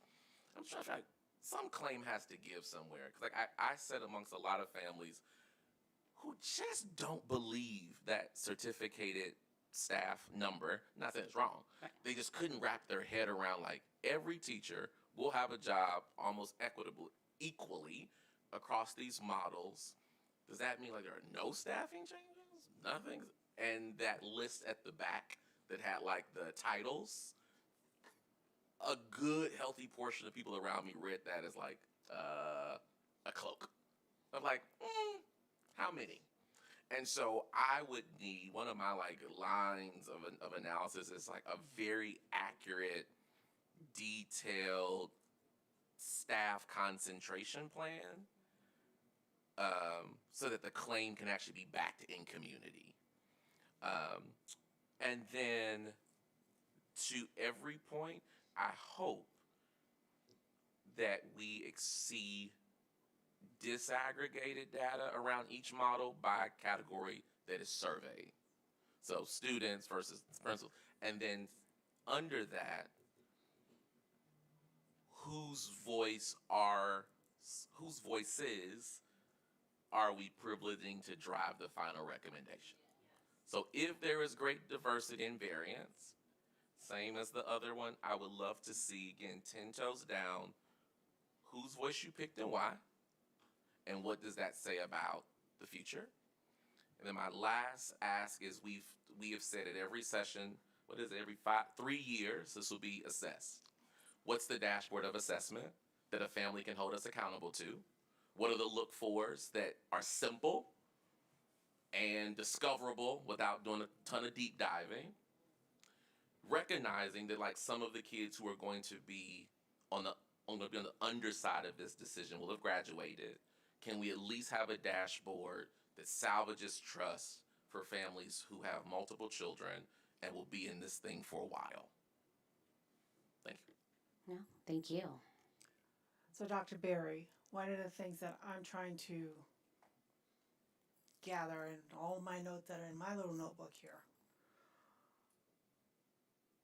and lead the board so that this information does come back to the board when you and I meet, when you meet with your leadership team. I've also suggested that maybe some other board members would be interested, small group. We have lots of committees, but we don't have a committee on specifically this that would work directly with a small group of your leadership team to be able to not lead those operational things that we just asked for, but to be certain that we get it in a manner that we can use and that our input stays live and our requests are heard. I do understand the pupil-teacher ratio issue and the uncertified teachers, having worked in those types of programs throughout my career. And I know it's difficult. But the one thing that I would say, and please, Dr. Berry, you have a leadership team here. Correct me if I'm wrong. When we provide, as a principal and as a director and as a CEO, when I had to run those operations, the larger the group of students in one particular environment allowed me then to be able to have a fully certified group and not have as many substitutes in all the other varying places. So it does increase the pupil-teacher ratio in the classroom, but it allows you to provide a person of caliber in that room so that you're not spreading them all over the district and having to provide substitutes in the areas where we couldn't get a teacher because the ratio was so low. So in that particular case, the resource I see, we are giving a true story. I do have the only other concern, and I will work with your director over special education to determine whether or not we are able to move our students with special needs into environments that could be conducive to their learning, to be able to write IEPs and the other program issues for them so that they get the services that they need. Related services, we talked about itinerant teachers. That becomes a big problem when we have students with special needs and IEPs all over the district. If we can combine them in certain areas, provide inclusive education, and then be able to get those services to them, we could actually increase what they need and get it to them on time. And that includes their transportation, because tonight we're going to talk about some of the transportation needs and what we have to pay for our students to be able to, that are homeless or have special needs, and we have to provide specialized transportation for them. If we come up with a really good plan in this model, we'll be able to service our students. So I know it's a lot of work and it's a lot of effort. I really appreciate it. Just judging from the questions that our board members have had tonight, we understand what you're doing. We understand what everyone seated here is doing. We just want to be able to make sound decisions by being a part of that decision and answer to the public who will circumvent you guys and come straight to us. They always do. Yeah. But it's the truth. But we have to have good answers for them. No, and I hope that none of my responses came off as aggressive or abrasive. I actually do receive it and appreciate it. These are questions, and like again, you've been sitting in every session with me, and so these are questions that one either you've heard or you actually have, and it'll help us produce a better document that the public can stand behind. So I'm looking forward to having that smaller group, because I think we can have these conversations on a smaller scale, but then also on a broader scale. So I appreciate today, I really do, and I'm gonna take all of this back and see how we can start to work on this. So I thank you. Okay. My last question. No. It's not complicated at all. It's just a presentation question. Dr. Harvey. Sorry. No. It's an accessibility question. Everything we've done has been in English. Okay. Every single thing we've done. So I just want to name thanks that, for like, before a final thing comes, will the remaining percentage of our community who is not fluent in English or English as a primary language be able to access this? To what degree? Where? How? Yes, thank you for bringing that up. I know. Thank you. Absolutely, yes, to the answer. Our first couple of meetings, we were moving, and Dr. Dino did, and her defense came to me and said, hey, we have not transcribed this or sent this out to our ESOL families. So we're going to do a couple of things. We're going to actually have a meeting specifically for our ESOL families at the ESOL office. And yes, these documents will be provided in their native languages. I would like also to have something in Braille and large print for our students that are visually impaired. Dr. Dino Thank said you. we can do it. Okay. All right. Thank you.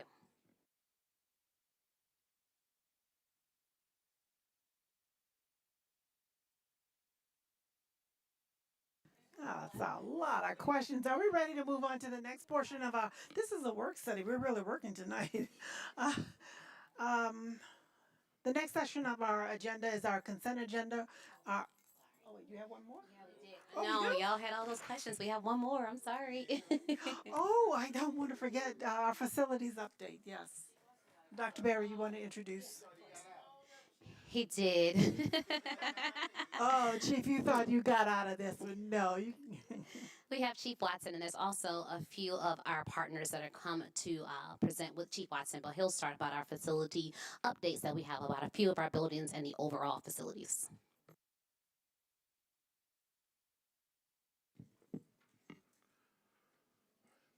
Good evening to the board, Dr. Collins Adams, President, Vice President Marston, board members, Superintendent of Schools, Dr. Berry.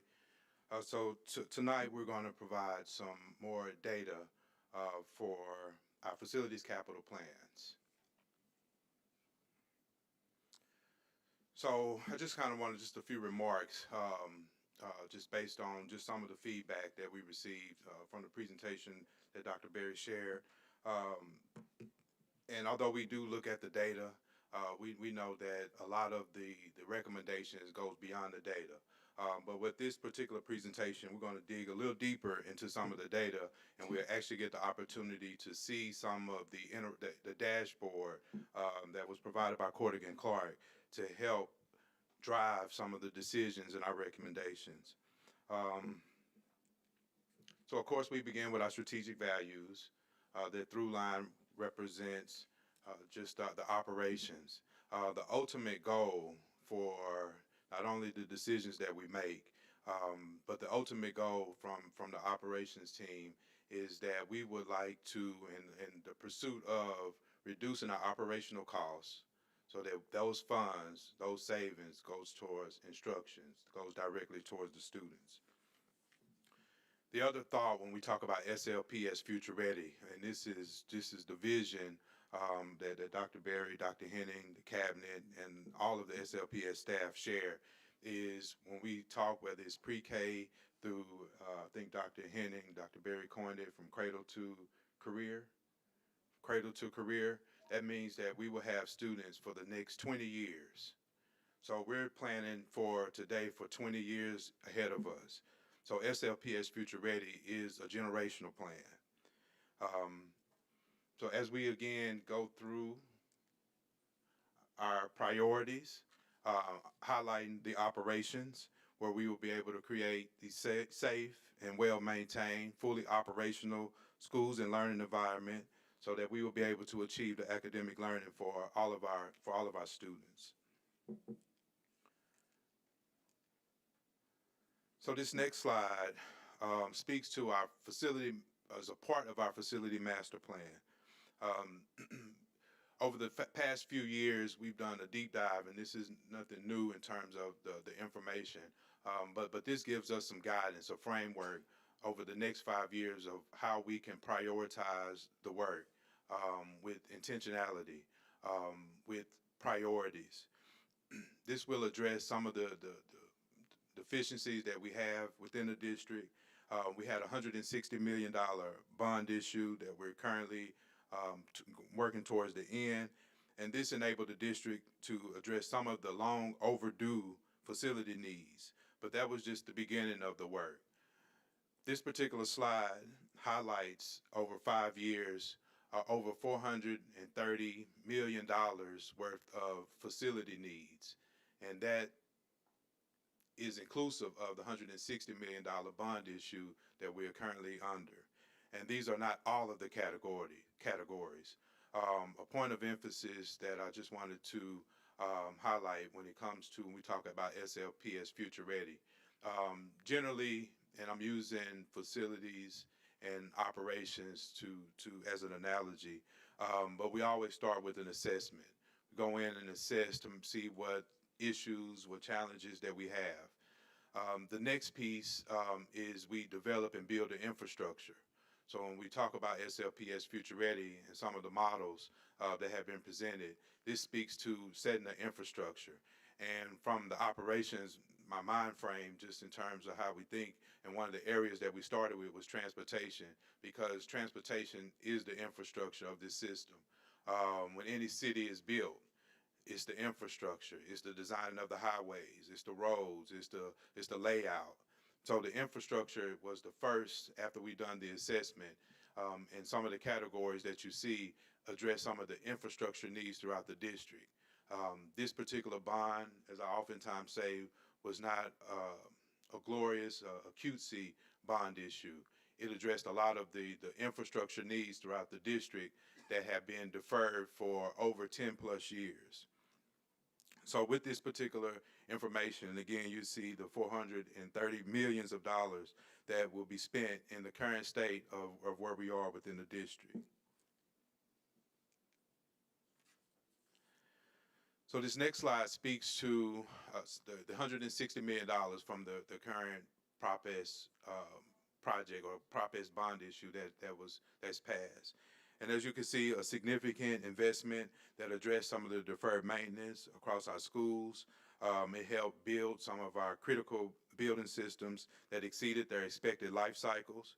It improved some of our safety and the functionality of our facilities. This bond, it demonstrated our commitment and our promises that we kept to that's going to have the greatest impact on students and student learning. We've invested approximately $157 million, which also includes some of the professional services that's from our construction management firm, architectural firm, and our environmental team. This has helped to improve our facilities. So I definitely want to give a shout out to all of those firms, our partners, that have undertaken this huge task.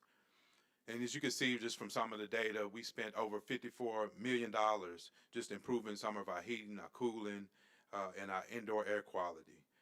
More than $30 million went towards our building infrastructure, and these were projects such as our window replacements, roofing, tuck pointing, exterior doors. We spent more than $23 million modernizing some of our classrooms and some of our academic spaces, projects such as lighting upgrades, whiteboard replacement, painting, flexible seats. Over $22 million or nearly $22 million for building enhancements. These are restroom upgrades, flooring repairs, auditoriums, which when we had those community sessions, 3 of the schools had auditorium upgrades, and we're currently working on gymnasium locker upgrades at Gateway STEM. The hazardous material abatement, over 15 or nearly 15 million to improve the health and safety. This included projects such as duct cleaning, abatement that's needed because most of our buildings have lead. So some lead removal is a priority, particularly before construction begins. And other safety and security needs improvements that we've invested over nearly 9 million. That includes some of our fire alarm upgrades, our stair treads, and a lot of safety equipment, and enhancing our outdoor learning spaces. This next slide is just a chart, just the same information, just giving a graphical representation of how the Prop S funds were invested. And again, building our systems and infrastructure was the primary need for this particular bond issue, and not so much as the aesthetics. So now comes the interactive part, and I think this was hopefully answer some of the questions that were asked in terms of where did this data come from? And before I turn it over to Cordigan Clark to actually show and demonstrate one of our newest features in this Power BI, this is a tool that will, I think some of the questions, I think Board Member Jones, when you ask about some of the maps, with this particular dashboard will allow, as you make changes, as you click on some schools, take away from others, it'll actually adjust, and you get the opportunity to see the power of this interactive tool. And there were several matrix and other data points that are included not only when we look at this particular condition assessment, but in the facility master plan as a whole. And I think when we've had several of our real estate committee meetings, that information has been presented just to kind of share that this is one piece of the bigger and larger puzzle when we come to facility master plan, which we'll have before the board to the superintendent within the next few months. So as I begin I'll turn this over to our friends with Cordigan Clark. You'll get the opportunity to see live how some of this interactive dashboard works, but I'll pass it over to Cordigan Clark to give more information. Chief Watson, thank you very much. President Colin Adams, Vice President Marston, Board, Dr. Berry, thank you very much. My name is Steve Raskin with Cordigan Clark Edner. With me, I've got Ms. Tiffany Dawkins and Mr. Tony Duncan. We've been privileged, our firm has been privileged to be working with St. Louis Public Schools for more than 100 years. As architects, we are in the business of creating quality learning environments to really support our students. But today we're talking about something a little bit different, which is about the planning process. And as I've shared with you over a period of time, we've really talked about that data gathering process. So Ms. Tiffany, if you could switch us over, please. What we're sharing with you tonight is really the next step in that process, which is a data-driven analytics planning tool.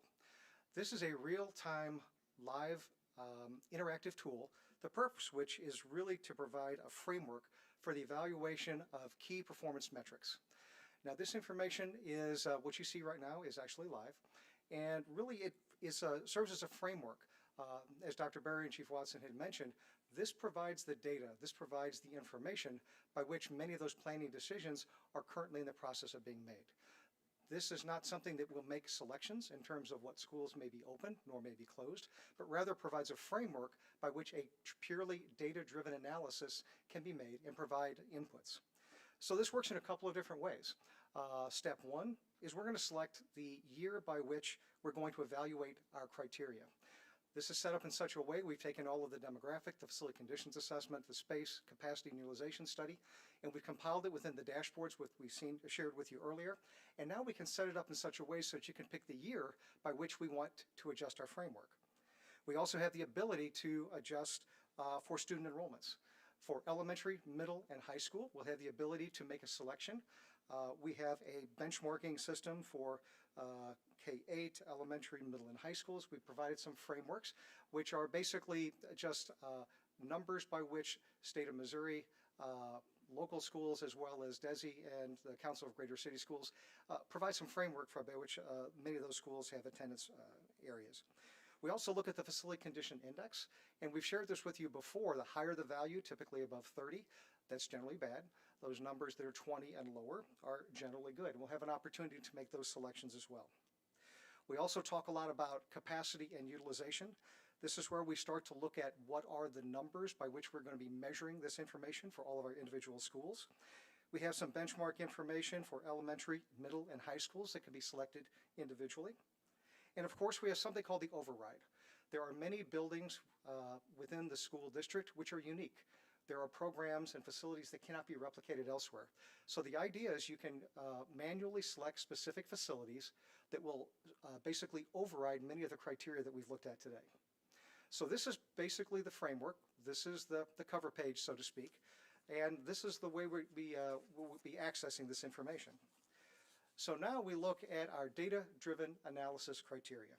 So the first thing we'll do is I'll have Ms. Tiffany go ahead and we will take a selection year. We'll go ahead and select year 2027. That'll be the 27-28 academic school year. We'll go ahead and make a selection for the minimum student enrollments for the elementary schools. And we can also do that for middles and highs. We'll also make a selection for the elementary, middle, and high school minimum building utilization. Basically the percentage of open classrooms and open seats we'll have in our buildings. And we'll also have overrides. We have the ability to take a look and select individual schools. Now while all this is happening, you'll see on the right-hand side, those matrix and those visualizations are changing. So based upon the information that we have right now, Ms. Tiffany's going to have to help me a little bit because I can't see all these screens. But we're looking at approximately 30 schools on the top right, which are schools that we have selected that meet or exceed those evaluation criteria. So those key performance metrics that we have selected in real time now tell us a list of schools, their zones, their grade type. We have a calculation in terms of the total number of schools. We also have the ability to calculate the projected student enrollment. Those are not today year enrollments, but we've actually forecasted that data for school year 27 and 28. We also look at the facility condition index scores, and we also look at the utilization for each of those individual schools. An incredibly powerful tool that you can use in real time. We also show information for schools that do not meet that evaluation criteria. So as you can see, you can change the various KPMs on the left-hand side of the screen, and we can see how those schools will fit. Either they will meet or they will not meet those specific criteria. So we switch on to the next one. Given those same key performance measures that we talked about before, now we have a graphical map of the school district. This, again, is a data-driven analysis. These are not recommendations. This is the information that we provide to help provide information to the district as they go through that planning process. We've color-coded all of the dots. We have early childhood in yellow. We have elementary in blue, middle's a darker color, and high schools are in red. We have a larger matrix that identifies each of the schools. They were identified as part of that matrix, those that meet or exceed those key performance metrics. School name, grade type, numbers. We also look at the building capacity, and those are numbers that we've identified through our capacity analysis. We also look at our projected student enrollment. Again, I mentioned that this is based upon your 27-28 academic school year. We will have the ability to change that and forecast that basically, I think, through year 34. We also look at our unused capacity. What that's telling us is how many open spaces are available as we start to plan for the future. So we have the capacity, we have the projected enrollment, but we also have a delta which shows us how many spaces are available for students to be placed as part of this exercise. Now we go to the next page, which is our deferred maintenance. As Chief Watson mentioned early on, the district spends a significant amount of money in terms of their capital expenses. What this is identifying is at the very top, you're looking at the selection schools that do not meet that criteria. So this is a savings to the district as we go through this data-driven analysis. Those particular schools that were identified, we have 28 schools. We look at the 5-year cost savings by not investing in those schools. This is the information that we've shared with the district many times over about the capital improvements that are required. There's a 5-year savings of $143 million and a 10-year cost savings of over $300 million. Those are dollars that can be reallocated toward other facilities, and toward focusing on student-centered learning. Additionally, at the bottom, we have a separate visualization that identifies the schools that do not meet that evaluation criteria, but now we can look at them at an individual school-by-school basis. So Ms. Dawkins, if you could just pick one of those schools. As we look at Hamilton, we look at the system type, whether it be plumbing, conveyance, which are basically elevators, building facades, equipment, fire protection, electrical, and so forth. Again, we look at the 5-year and the 10-year cost savings. This is a very powerful tool for the planning process. These are not recommendations. This is basically a data-driven analysis, a real-time data tool that can be used by the district. This will also be made available for the community so that they can go through this analysis and provide full transparency. I think many of members on the board have talked about the opportunity to provide some tools, some visualizations. The hope is that this particular iteration of the school pad dashboard will provide that level of transparency. This is also a measurable tool that can be used to provide quantitative data as the process moves forward. A lot of information in a short period of time, but I certainly open up to any questions you might have.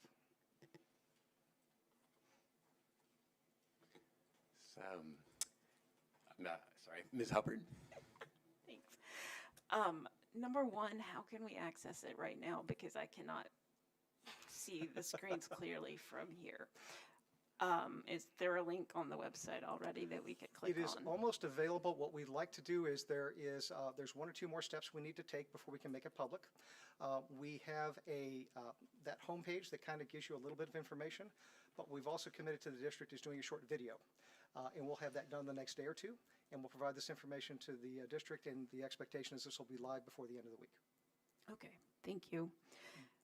And my other question is, how did you choose the key performance metrics? I wasn't able to see all of them. Oh, I'm sorry. So these key performance metrics are very much similar to what we talked about in previous. We're looking at school evaluation year. We're looking at minimum school enrollment, maximum facility condition index scores, and minimum building utilization scores. These are data driven. These are basically hard quantitative elements that we can look at. The district is looking at a wide variety of parameters in terms of this planning process. This is focusing on only those key pieces of hard data that we can analyze. This is the information that we gathered through the facility conditions assessment, the demographic, the space capacity utilization studies. So those are the 4 key performance metrics that we focused on at this moment. Thanks. So on slide 8 of the presentation, this is a question that's been asked before, and Dr. Berry actually answered it earlier today. I'm asking again just to sort of surface it and make sure everybody's clear on this. But on slide 8, the pre-K through 8 realignment costs are estimated at $115 million to $140 million, which includes the deferred maintenance costs. So the question is, what would we need to spend to get the buildings ready for Model C in August of 2027?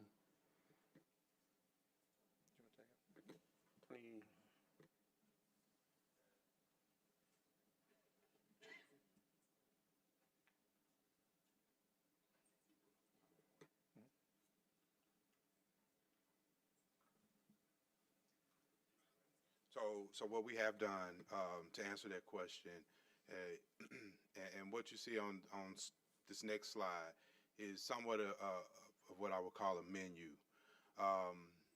So when we took the information from Cordick and Clark in terms of the deferred maintenance, so we do have costs for each individual school and what reconfigurations, alignment, realignments that are needed for each school. What this particular slide indicates is just the somewhat estimated cost.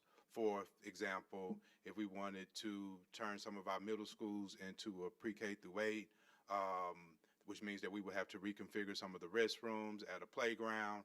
Well, you could just see at a glance here what those prices, those potential construction costs would likely be. So with that example, you see to the right where we have the restrooms that range for just like a small restroom, which is like 2 fixtures, maybe two toilets or 2 urinals, it ranges between $125,000 to $145,000. When we look at playgrounds, particularly new playgrounds, whether it's for pre-K and/or just for early childhood, that range for pre-K classrooms, for playgrounds is $150,000 to $175,000.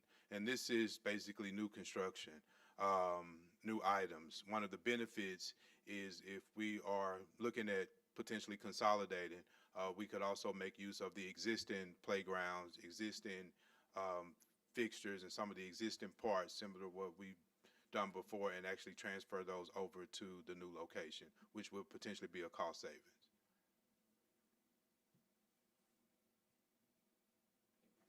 So is there sort of a total cost estimate if we were to go with Model C for what it would take to get those pre-K through 8 buildings ready?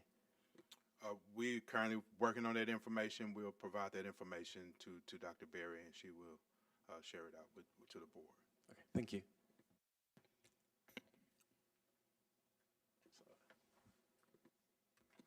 Ms. Foster? Yeah. I'm curious what our response is as a district to families and taxpayers, those who may not have kids in SLPS, when they ask what will happen to buildings that we've invested so many Prop S dollars in that are slated to close in 2 years under Model A, B, or C.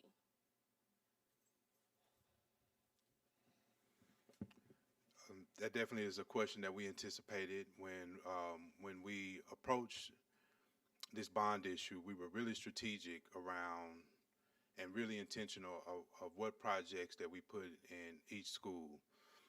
So we made some investments to some schools that potentially on the list, and again, we'll provide that information to Dr. Berry to share out with you all as board members and to the community in terms of being transparent.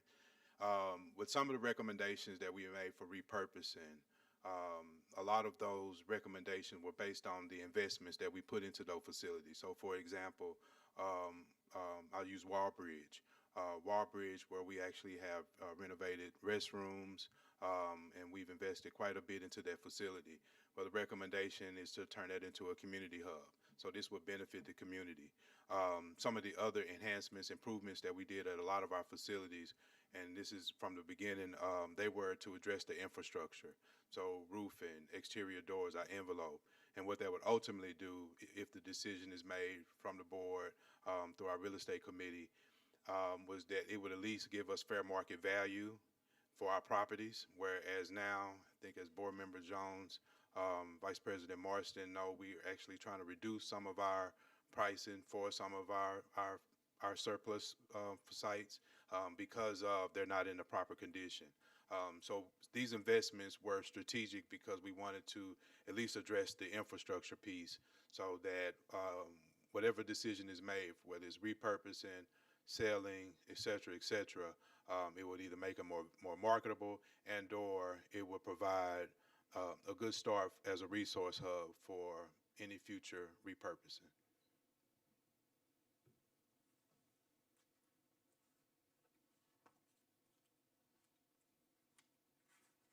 Sorry, one last comment. If that wasn't clear by my question, I highly encourage that piece be a part of the methodology that board member Harvey requested, because it is a question that we keep hearing. Why did we spend so much money on a school building if it's slated to close in 1, 2, 3 models? But if that's the idea behind it, I think more community members could get behind the idea. Thanks. Certainly, thank you. And there's one additional presentation, it's much shorter. Last one. So just from a lot of the discussions around partners, I hear Board Member Board Member Jones loud and clear saying, well, who do we work with and what other agencies within the city can support the district? So tonight in our other presentation, this is our Planning Beyond Demolition. So we have Mr. Jonathan Roper. He's the City Planning Executive for the Planning and Urban Design Agency, as well as our Real Estate Director, Director Ms. Shamika Henry to provide some updates of our plans beyond demolition.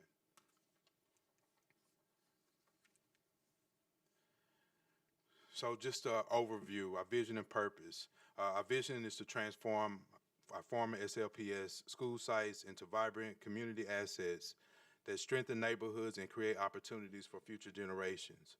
Our purpose, our why, is to present a collaborative redevelopment concepts that reimagine our former school sites after demolition and support the long-term needs of the St. Louis City community. So why redevelop? Demolition is one of the first steps of transforming a former school site into a productive community asset. I think a lot of what's been asked, and these are the lessons learned from previous decommissioning, where, and this would potentially be my third round of decommissioning, learning each step. The first time it was how to making sure that we properly decommission. The second time meaning that we make sure that there's no water in the building so that we don't have pipe bursts, that we have certain systems in place so that to keep the building integrity intact. The second was safety. I mean, as we learned, once the minute that we even think about or mention anything about any consolidations, we get visitors, unannounced visitors, the next day, the next minute. So how do we make sure that our buildings are secure so that for any future potential, we still are able to keep the integrity of the building to keep them marketable? And now, where we are now is, what do we do with the buildings? And I think that's been the question that has been posed in a lot of these community forums. So we know how to decommission them properly. We know how to make sure that they're safe. And now the next step, and this is where we bring in some of our partners, in which, as Dr. Berry mentioned earlier, we've been meeting with St. Louis City agencies such as SLDC, Planning and Urban Department, the Zoning Commission, Preservation Office, others from the Mayor's Office, almost on a bi-weekly basis. We now have a seat at the table where we are listening to some of the discussions and some of the plans. So although demolition has always been a last resort, given the condition of some of our surplus schools, this is a means for us to have the opportunity to redesign and redevelop some of these spaces. The ultimate goal is to convert those vacant properties into vibrant spaces that will create lasting value, not only for the community, but for the neighbors, the students, and for future generations. So with that, I'm going to turn it over to Mr. Roper. We have 3 sites that we now have contracts that we'll provide updates on. Mr. Roper will speak to Scullin School. I'll speak more about Hempstead, and Director Henry will speak about Euclid site in conjunction with Mr. Roper. Mr. Roper. Thank you, Chief Watson, and good evening. Good evening to the school board members. I'm Jonathan Roper with the City of St. Louis Planning and Urban Design Agency, and I have the pleasure of being planning for the best city in the world. And with neighborhood planning, the Plan STL Neighborhood Planning Program, we work with community members, residents, or neighbors, our different assets and institutions and communities, school boards and local schools, to create a vision for the community, a plan, and work together to bring that to fruition. This program actually started in 2024 with the Vail Greater Vail Kingsway East, which we adopted that plan last December, and we're going to do all the 79 neighborhoods throughout the city of St. Louis. One of the items that always comes up are, let's make a high quality learning environment, not just at the school, but the areas around the school and everything that contributes to that environment there. So with this, we're not just looking at a school, but a neighborhood that supports the school and that environment. So I'll just, before getting into these particular schools, I'll just note that the City of St. Louis, we have new relationships, new partnerships that we are working proudly with you guys. And from the decommissioning of schools to the schools that we want to sustain, they all carry different weights, but very important to our communities. So with neighborhood planning, we look at, I'll just say, St. Louis is the best place in the world because we have the best people, but also world-class assets. And a lot of our neighborhoods are 5 minutes away, 10 minutes away from all these assets. Your schools are 10 minutes away from downtown, Forest Park, Botanical Gardens, hospitals, Cortex, the National Geospatial Intelligence Agency, one of the city's biggest investments in years. So what we'd like to do is to look at this on a neighborhood level and see where we can collaborate together in this ecosystem and grow. Because you don't need to actually leave the city of St. Louis to have a great education and to go to a university or a trade school and get a job and stay and retire here. So that starts with looking at what we have in place and where we can build off on. And two of the schools that we're actually looking at tonight, Euclid and Skolin, are within a certain focus area. I'll just take you on a quick journey to look at. So starting with some of our world-class assets that we have, Cortex, the BJC, WashU Medical, and Forest Park, SLU, WashU, BJC. All that is within a couple minutes of a number of your schools. So at that, and looking at a real project, we take just going north up Euclid. You have a lot of restaurants and just services. You take it up to Fountain Park with the Martin Luther King statue. What we want to do is, for one, to invest in that park to make it more valuable to the people who live around it. Also, just 2 minutes walking from that park is Washington Montessori School, and on the left side of that is Euclid School. And so we look at that opportunity to say, with the school being where it's at, near the hospitals, near the park. Also, I'll note, if you go to east of Fountain Park and Washington Montessori, you hit Rankin and MXTL, which is Advanced Manufacturing for the city. And if you go to the you go to the west of Fountain Park and Euclid, you reach Soldan High School along the Hodemont tracks, the greenway there. So that's another investment that we want to pull these things all together in an ecosystem. If you keep going north down Euclid, you eventually hit MLK, Dr. Martin Luther King, you hit Page, you hit the Urban League headquarters, Sherman Park. You keep going north of that, you hit Hickey School, and you hit W.C. Handy Park. You keep going north of that, and eventually you hit one of the biggest assets that we have that's growing and it's like a diamond, it's being found. We're brushing it off, and we're seeing how really this gym is. We call it Play District. That's around School and School. Right next to it, you have Penrose Park. Right next to that, you have Matthews Dickey Boys and Girls Club. And right next to that, you have City Academy. Also in Penrose Park, you have the Velodrome, which is something that you only have one throughout the state of Missouri, and that's here. And also outside of Chicago, you really don't have many velodromes in the region. So with this, we really want to we call the Play District, but the Penrose Learning, Athletics, and Youth District, because we know how important our youth are and not only the education, but the healthy environment that they grow up in. So with this, this is looking at what could be a feature of the School and School site, where we have the Katherine Johnson. This is all the outdoor classroom experience where you have science, technology, agriculture, and a place also just overlooking Penrose Park, and also Penrose Park needs a little bit of investment too. So we recognize it's not just School and School site, but it's the areas around that and how you get to it as well. And so with this, we're looking at different partnerships to make this possible. Also, as Chief Watson mentioned, the number of other agencies that we're working with, we want to make not only the ideas of this, so going with it, how to make this possible, who to bring in, what are the opportunities. SLDC, the St. Louis Development Corporation, does have a grant writer. So and I actually met with him about this particular site, and she was very excited because she saw it as, wow, we can do the gardening, we can do the Missouri Botanical Gardens. Let's talk to them. Let's talk to a number of different partners to invest in a site and really make it into just the most awesome place it could be. Slides, cool. And this is just more with that. So you can see the Katherine Johnson STEM Lab. This is a 3-tiered system, which, of course, a little bit of AI is fun, but we want to see really, we want to draw out these concepts and see, all right, what works, what doesn't, and what we can update, and maybe some partners really love these ideas or they have something to throw in there too. So we want to consider that, but really bring these projects and ideas together.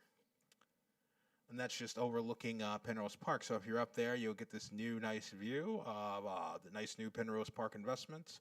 And also, this is one of the biggest entrances to the city on Kings Highway, very busy off Highway 70. So when people enter St. Louis, as was mentioned earlier, when you welcome parents into your schools, that's a big decision. You know, my kid's not going to that school. What does that other school have around it that really betters? Well, for one, makes me feel like my kid is safe in that school. We want to reduce all the vacancies around any school that we have. And then after that, we also want to do it around the parks too and connect the two because we know parks and schools go together. And we want to then put some activities around it too. Dining, you know, parents need coffee in the morning. The teachers need lunch, and also they might I mean, they a lot of times have daily needs that they might also. Hey, I got to run to the store. My students need something, so we need these. We need these assets nearby the schools, and that's what we're planning to do. And it's just mentioning the concept of the Penrose Greenway, just because it connects Forest Park to Penrose Park. It's a little bit jazzed down from, I know, the Brickline Greenway just outside St. Louis University, Harris Stowe, the MLS soccer stadium. It wouldn't be that beautiful, but it's the connection that we would have, and so we would connect a number of the schools and our assets along this intentionally, along with housing as well. With that, I'll hand it back over to Chief Watson. So the other side, Hempstead, where we're looking at our electric vehicle depot. So Hempstead, in terms of the condition, is that building is pretty much demolished. Half the building is there just from over the years of just whether it's storms, rain, the elements. But the idea that Hempstead, and we met with the alderperson in that particular ward and got the blessings from the alderperson. Now some of our next steps as we start to develop this space is get the community involved, have some community engagement sessions just so that they know, put some signage out so they can see the potential, what that space will look like. Also provide some opportunities, at least for the community, where we have some charging stations, and we've had some internal conversations around the number of charging stations, not only for the buses, but also for the community. And this is also an opportunity for some of the people within the community as work. It's an opportunity for them to learn some of the new features when it comes to electric vehicles. There will be a need for mechanics. There will be a need for other specialized areas when it comes to the electric vehicles. So some of the community benefits, and you can kind of see the highlights, and ultimately by going by electrifying our fleet, will ultimately reduce the carbon in the air. So it's an air quality issue, as some of the initiatives around air quality will actually be in line and aligned with some of those future plans. In terms of where we are, we actually have we're finalizing the contract with, we have two particular grants. One is with Highland, where we were looking to get 30 electric vehicles as we start finalizing some of those touch points. Mainly that Highland will provide the vehicles, help with the infrastructure. And then we also have another grant with our current provider, our transportation provider with Zoom. And again, that will be for another additional 30 vehicles. So both of those combined will at least put some excitement around transportation, where we typically would, you know, the yellow bus. Now we're kind of improving, as I've even seen around the city with the metro, the electric buses that they have, and they are quiet. So we want to also get our students the opportunity to ride in new and improved electric vehicles. Now I'll turn it over to Director Henry for Euclid.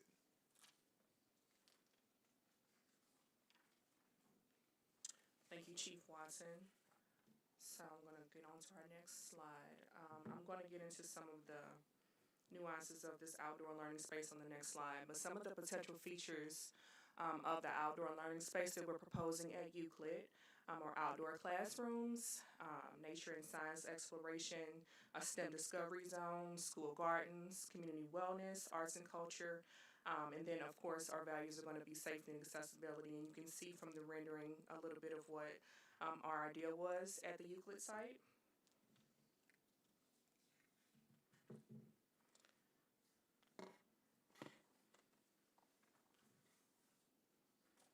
So this site has the opportunity to become an outdoor learning campus that extends beyond the education in the classroom. It's located across from Washington Montessori, and it can serve as a living laboratory where students can explore science, nature, agriculture, and wellness through hands-on experiences.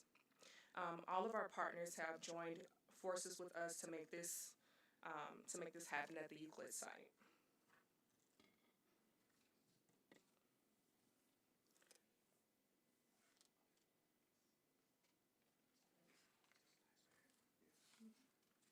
And another additional point for Euclid, and this was shared before, where to get the student voice and to be able to hear exactly what the students wanted. When we actually went to one of the classrooms at Washington Montessori, and I just have a few of the artwork that the students displayed, where they, the students, and this was a third grade class that we actually were able to visit, but the students were really, really, really, really wanting to have just a space to play, grass. And they have some of the visuals, a lot of the students, and some of the conversations that I've even had with some of the support staff at Washington Montessori. One of the biggest areas that the nurses somewhat talked about was the number of students that have injuries because the asphalt. When they go out and play at Washington Montessori, they can only play on the concrete. So to have this proposal, again, working with our partners with the city, will definitely help students and encourage students for outdoor play, for outdoor activity. When the students, and based on the student voices, they just want to be able to go out and play on grass, be able to enjoy, as one of the other letters that they wrote, just to be able to go out and one of them said, "I want fake grass." I thought that was nice. And the other one says, "I just want a water garden." And they have pictures of just flowers and plants and tomatoes in the shed. So some of the benefits that not only just for the community, but they will also help support students and the educational at Washington Montessori.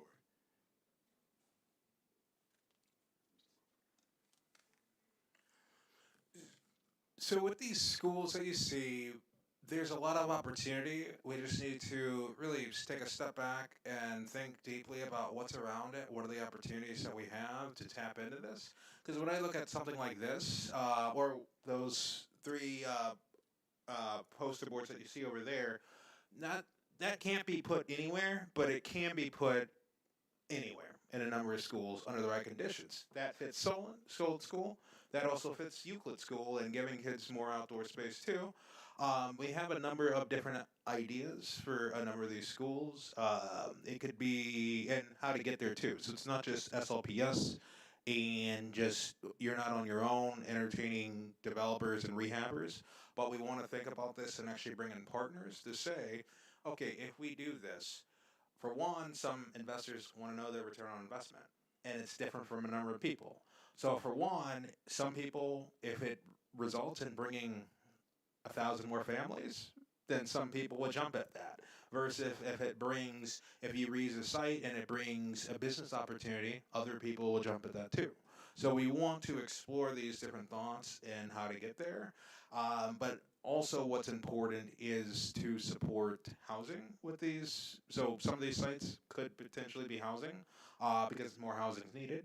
I will note, though, that we are in desperate need of 3 to 4 bedrooms because we have a lot of families to support. St. Louis has some of the not only the state's most one bedroom units, but probably in even the country. It's just because how old our houses are, and 2 bedroom, 1 bedroom in the city of St. Louis versus 3, 4, 5 bedrooms, and even 5 car, 4 car garages in the county. So we are looking to compete.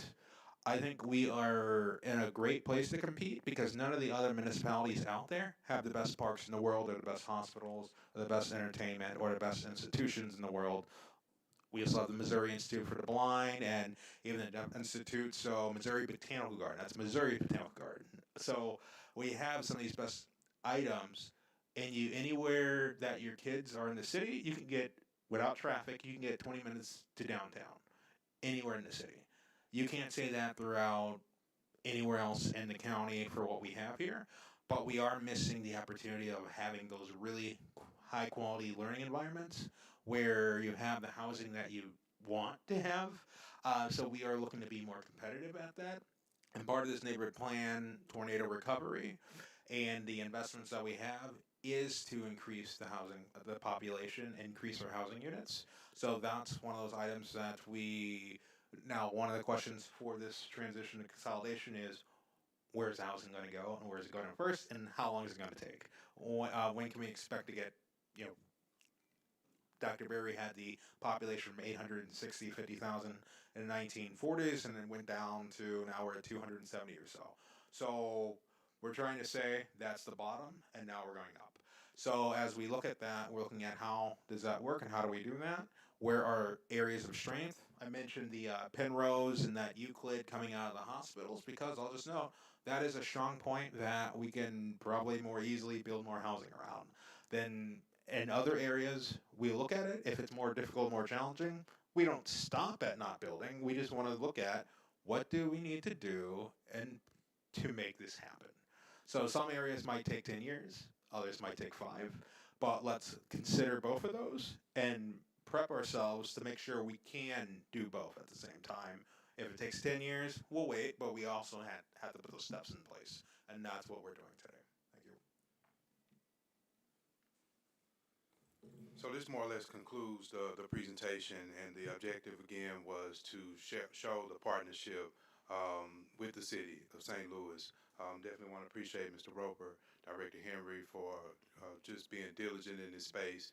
And a lot of what you heard just in terms of our plan or the plans from the city is in line with SLPS Future Ready. So some of the recommendations when we talk about repurposing in any of those the schools that were listed, I think on the back of page 17 or 16 in the document, it was because we've had these conversations with SLDC, with the Planning and Urban Department. We listened to what's being said, and we're planning again for the next 20 years, taking it increments at a time, whether it's 5, 10, 15, and 20, but we're looking and we're planning strategically because we also have this information by working with our partners within the city. So we open up for any questions. Are there any additional questions? Board Member Jones? I don't have a question. I just want to thank you. I really do. To Ms. Henry, Mr. Roper, and Mr. Watson. It took a long time to get that bus depot going. And I think it started like 3 or 4 years ago. It's been a long time coming, but I really love the ideal of how you're going to repurpose these various areas and how you're working together. And this is exactly what we need. And I just want to thank you so much. And our young people deserve these kind of facilities. So thank you.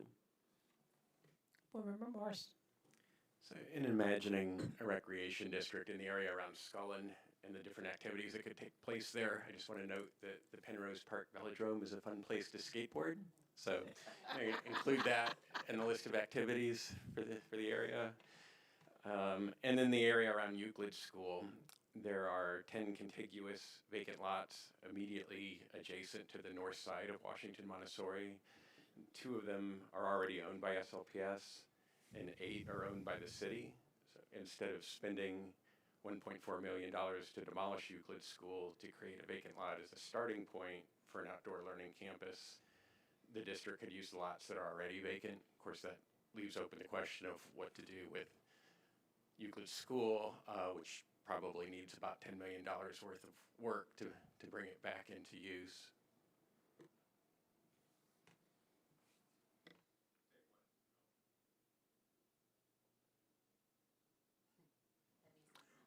Maybe that was just a comment rather than a question, but that's where we want to think about it. So I'll just give you for example. There's this thing called Arch Grants out there that they started with $50,000 to give businesses. They compete in a competition. They get businesses to relocate here and actually their facility at T-Rex on Washington Avenue. And they've been doing that for over 10 years now, and they even up the award. Why can't we do something like that in Northside? Take a school building and call it Lou Grants and give the same amount of money. And these businesses that come in, now they would also, if it's across from, let's say, Washington Montessori, it's our future, the kids, looking at the future that they could have, being scientists, an innovator, or something to that effect right next door, while also having those vacant lots as, so you won't scrape your knee on asphalt, as you were saying, or even building more housing because we definitely need housing, but then maybe looking at how could we utilize the Fountain Park just south of there a little bit more better and those connections to make a safe route to school too. So there's a lot of ideas coming together, and we have to think about that not in a silo, but what can we do with LRA property and what can we do with other properties that exist and what's the advantage that we have. So thank you for those comments. Thank you both. That's Board Member Harvey. 2 questions, not for tonight. Whenever you come back, it's fine. One, curious, the deck talks about creating lasting value, et cetera, and around future generations. But I'm really curious around our land control strategy. So as the sites appreciate, what's the pathway forward? Some notes for me is like, are we thinking about like district retaining the title? Are there community benefit restriction plans or CBA agreements?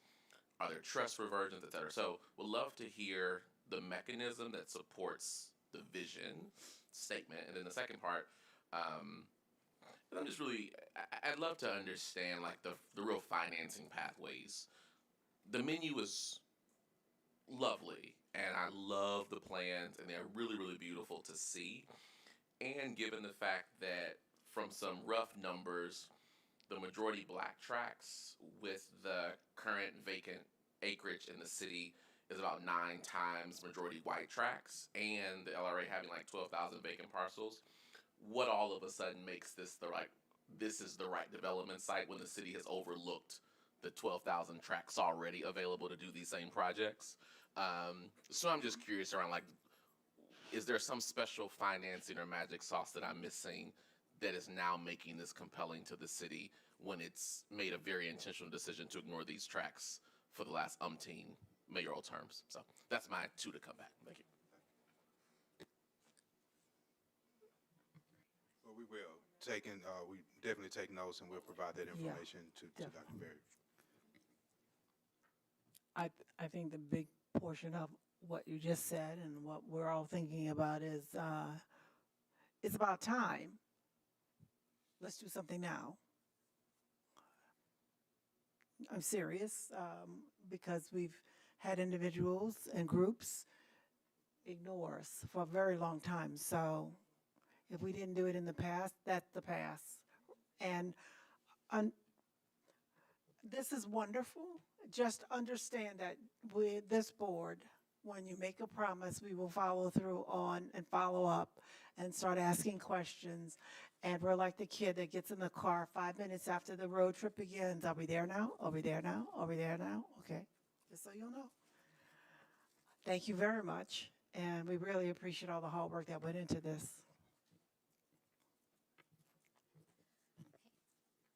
That concludes us, and I do want to say thank you too for Corrigan Clark and Mr. Roper. They have been great partners, and we're going to keep pushing forward. But that concludes the superintendent's presentations.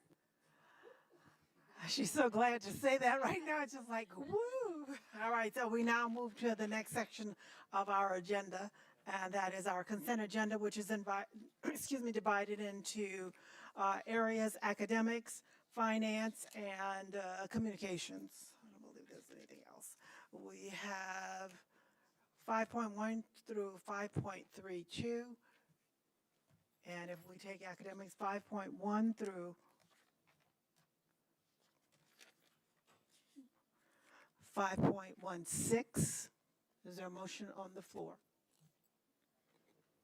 Yeah, I guess I'll say I don't have any to pull out of the consent agenda and add to items for action, but I did have some questions or comments about some of the items between 5.1 and 5.16. Yes.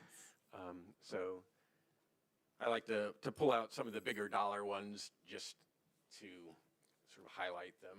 And so one of those is 5.3, which is for teacher coaching related to the 95% group curriculum. That's a $1.2 million coaching contract. And then 5.9 and 5.10 are, yeah. No, academics. I'm sorry, 5.1 through 5 point, I'm sorry, my notebook, 5.5. Oh, 5.5. Yes, I'm sorry. Okay. That's a good, yep. That's my only one on academics. So is there a question about the $1.2 million? No, I just wanted to point out that that's, a large contract. And so I'll be mentioning the other large contracts when we get to them. I do have a question. That is for intense training for all of our individuals for the 95% program, right? Yeah, I was just at, if you could walk us through some of, like, what the training consists of. I'm having a hard time wrapping my mind around $1 million of coaching and PD when we already pay for the curriculum and support. Certainly. So this is a request to spend up to that amount. It does not mean that we will necessarily spend that amount. Each school who's in this list, when they went through their comprehensive needs assessment for spending their Title I dollars, and they looked at their own implementation last year of 95%, and as we looked at it as a district, determined that having more on-site coaching days specifically for teachers would help them with their implementation to be able to do a better job for the students. And so all of this interest in having more coaching came up from the individual schools themselves based on what they saw. And so the coaching cycles, as you can see, it's approximately $5,200 per day to have a coach come on site. They go into the classroom with the teacher. They observe, they provide feedback, they go back, they do some more planning, then they go back again. And in these individual schools, every teacher would be getting the coaching during these cycles. Every teacher would get an individual coach to come work with The them. coach comes to the as school, needed. and then they will be working with all the teachers in that school that during school. that day. Yes, thank you. For the entire year. For the, it's each day the coach is on site is $5,200, and so they recommend one coaching day per quarter, and so it would generally be about 3 coaching days overall. As you know, anytime you are doing something relatively new, implementation takes like 3 to 5 years to really get a hold, and so this is part of supporting teachers to be able to continue to do it next year. We do have new teachers in some of our schools who didn't get the training last year, so this is another way for them to get that training. And again, I want to point out that each is a large dollar amount, and it's each individual school who wants to spend either their Title I funds or their comprehensive discretionary funds on these coaching days. I got it. Yeah. Dr. Barry? I was just going to add that it's coming out of the comprehensive funds and the title funds, which are allocated for this, but to the point of after the 3 years, we are working with the St. Louis Education Fund to see how can we, so 95% does not do the train the trainer model, but how can we, after these next 3 years, also have a certified trainer that's within our district that can then go out and do this. From their We'd like to be able to develop the capacity in-house, and so that we have staff who can do this with teachers across the district How in-house. long would it take you to do that? So probably not the latter, but it probably will take us about maybe 3 years. We're having conversations now around the funding source. We've identified that, but now having a teacher who's actually trained and skilled enough to be able to provide this intensive training to other teachers. So maybe on the low end, we're looking at possibly 2 years, but definitely not 5. And it's not something your instructional coaches would do? No, ma'am, not right. Not at this time. Right. Our instructional coaches, I would say, in general, are more generalists as opposed to this is really specific to science of reading and specifically the phonics. And so while our instructional coaches, many of them, all of them at the elementary level have the reading certification, it does not necessarily mean that their whole focus is able to be on the phonics specifically. Thank you. Any additional questions on that?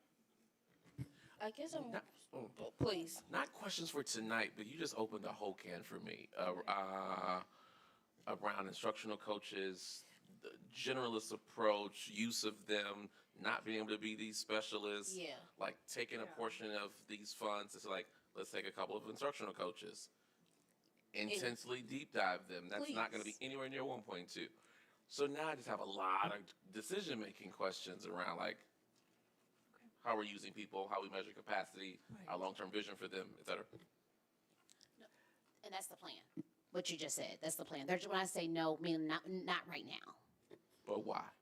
Because it's a new program, and they Not just for not ready. 95%, but what we're saying overall in general, the better use of funding for what we're doing with our instructional coaches could be that we would utilize them differently. Am I reading that right, Dr. Harvey?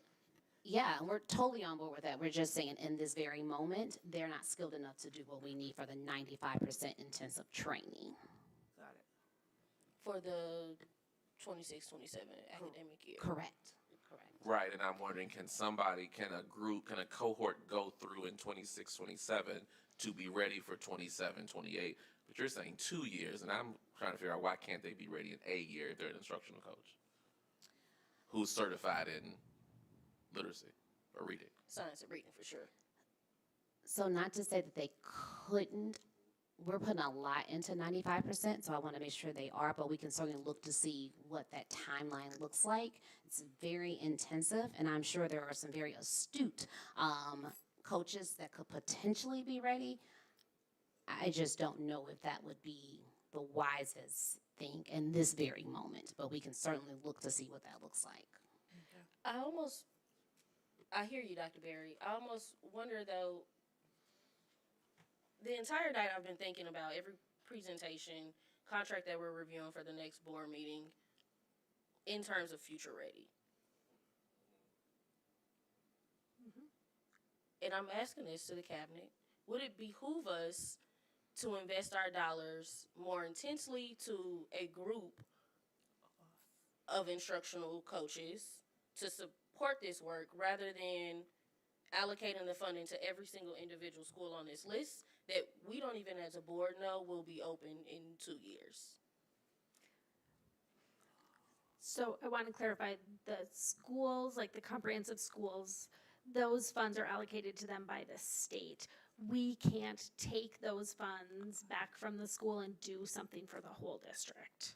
And so for that specific component here, like we're using federal funds and we do have a requirement to do professional development with those federal funds for these specific schools. And I 100% get your point, like we're sitting in this future ready space, right, where we don't know what our future looks like. I think sitting in this future ready space, not knowing what the future looks like, and also being smart about our investments. Again, we pay a healthy amount for the curriculum itself to get to our buildings. It's just not tracking for me why we would allocate all of it, like, per school. And to Dr. Daniel's point, like every year these allocations would be allocated to the school. So maybe this year we're saying 95%, but next year will be something else for professional development because the state tells us what the certain things you can use them for. So we wouldn't be able to take the funds, the 1.1 million we're asking for right now, to develop AICs for every school. Like these are strictly allocated to the school for specific purposes. So these are not GOP and so we wouldn't identify strong AICs from a select amount of schools on this list to do a train-the-trainer model. We are still going to do that internally to be able to utilize the resources for something else, but that something else will still be professional development. So it may not be 95% professional development, it may be a different idea or concept of curriculum, but it still be utilized for that professional development because the state requires us to allocate funds for professional development. Yeah, I want to make it clear, I'm not confused about the state allocating funding. I'm confused about how we're using that funding strategically for a list of buildings that we don't know will be open in 2 years. Or if we already have AICs, is there not a way that we can give an additional incentive to them? And I don't know if I'm like just not making sense. I just don't understand why we would spend $1 million. Well, thank you, Brian. We're required to spend a certain dollar amount by the state anyway, regardless, okay? So one of the things that we were asking was whether or not, as a part of this, would we be able to train instructional coaches? And you're saying yes, but not now. Correct. I'm saying yes. They will not be ready to implement 95% for this year. And we would still utilize these funds every single year. So every single year we're going to come to you that we get these comprehensive dollars asking to utilize them. And I guess the other thing I would say about training in schools that may or may not be open, the teachers, all of these certified teachers will be teaching students somewhere in SLPS. And so I do believe that what we pour into them in terms of professional learning, even if they may be at school A this year and next year at school C, that they would be able to carry that with them which is part of why we want to make sure that we have things district-wide. I just want to make it clear too, I'm not questioning or asking, should we not invest in our educators in our classrooms, regardless of what building they teach in. I'm just asking about how we're doing it, because this doesn't make sense. And the explanation that you just gave earlier in the presentation, it just didn't, it's not tracking for me.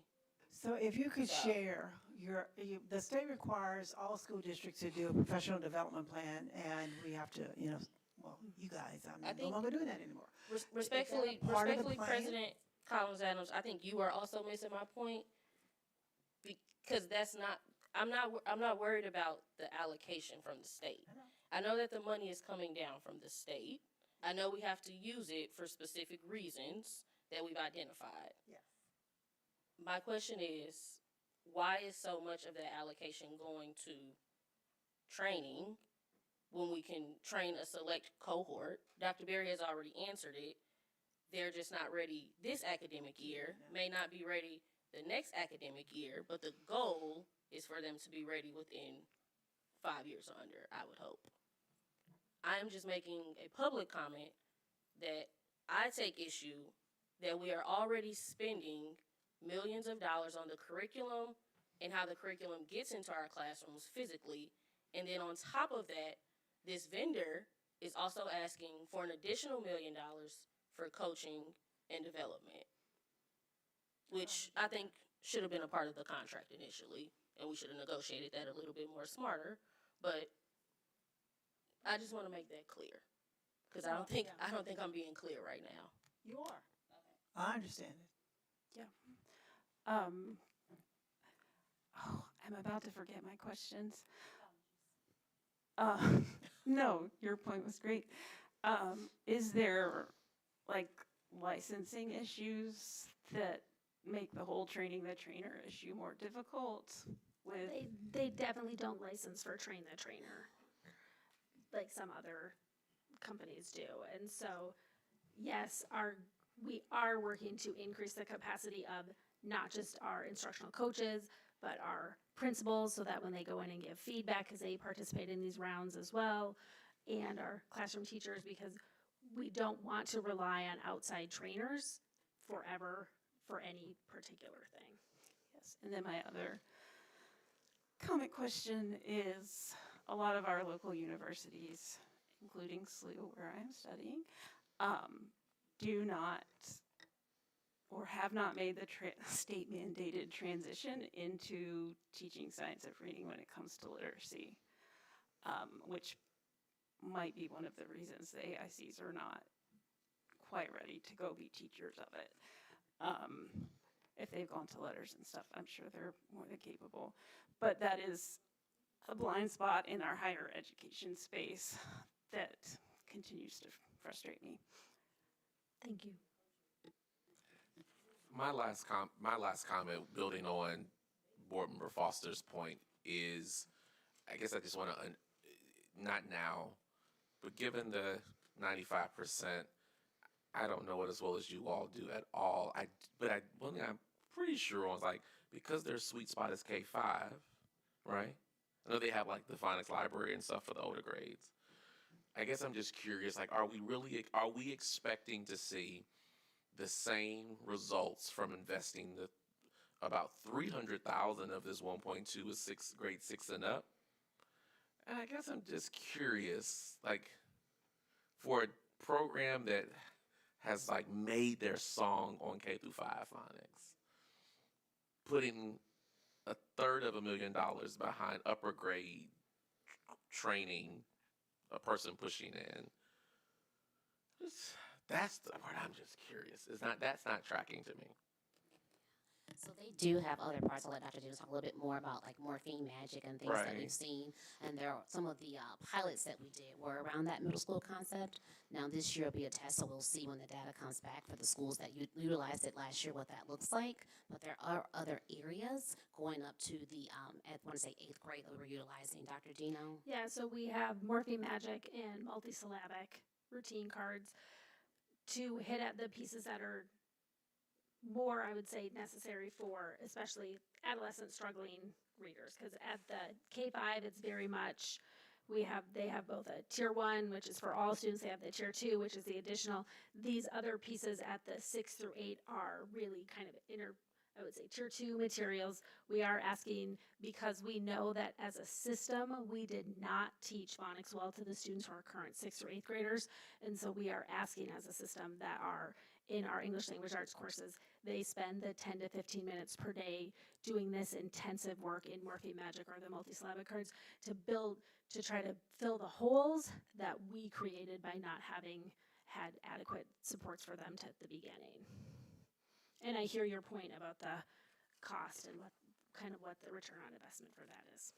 Yeah, especially now, return on investment for like multisyllabic cards and a person coming into the tune of $5,000 a day for a tier 2 intervention for upper grades. Now it is really not mathing to me. I was rolling with the logic ish. Then we just took a massive left turn because that is not tracking to me at all. That we see that as the high, and that we haven't talked to parents like, is that the highest and best use of dollars you have to spend to get a coach to observe and give you feedback on using cards for 10 to 15 minutes a day? Not tracking. Thank you.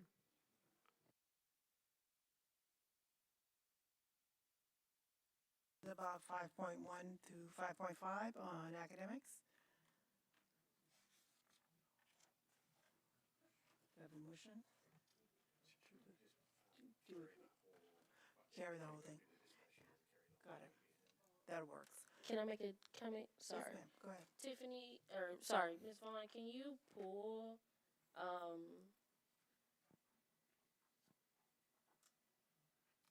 5.3 to be voted on separately? Got it. So do you want me to pull it and we move it forward as an item for action for next meeting, or just vote on it separately tonight? Separately tonight. Got it.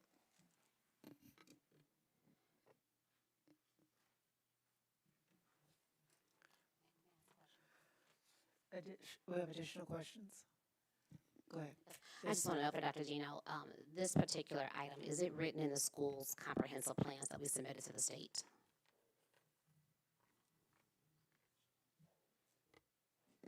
So all of the schools that submitted that they would like to be able to use their discretionary funds for this, for Title I or comprehensive, it was part of their comprehensive needs assessment, which becomes part of what we submitted at the end of June as their plan for what they're doing for this school year. And for our comprehensive schools specifically, those plans get approved by their DESE supervisors before we're able to spend funds. And so for all of the schools that you see on the list that say they're using their comprehensive funds, those have been approved by our DESE supervisors.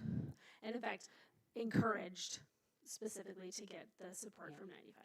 And are we able to then send a amendment to the plans if something needs to change? All of these things so you submit all your information to DESE in June, they're living documents, and so we can resubmit at any time as schools go through their their needs assessments over the course of the year. And so that would be true for any expense that they wanted to spend. What they can't do is spend money on something that they didn't put into their comprehensive needs assessment without going back and changing the comprehensive needs assessment. Yeah. Understood. Thank you. Thanks.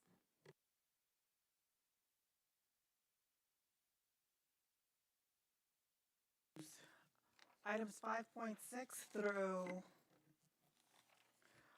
5.16 are items for communications. Any discussion? Or any items being pulled? Board Member Marston? A little discussion on 5.9 and 5.10.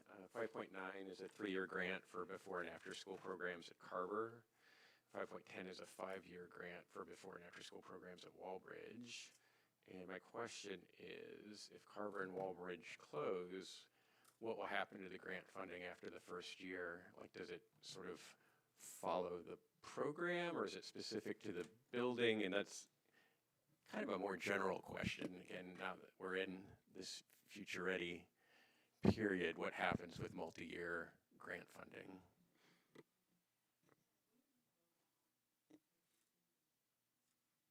Dr. Barry?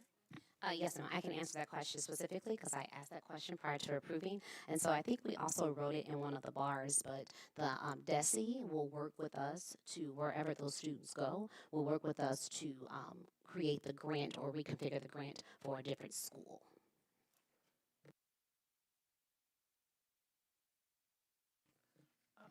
And we have, that would apply to any of our grants then, through the Department of Ed? Yes, ma'am.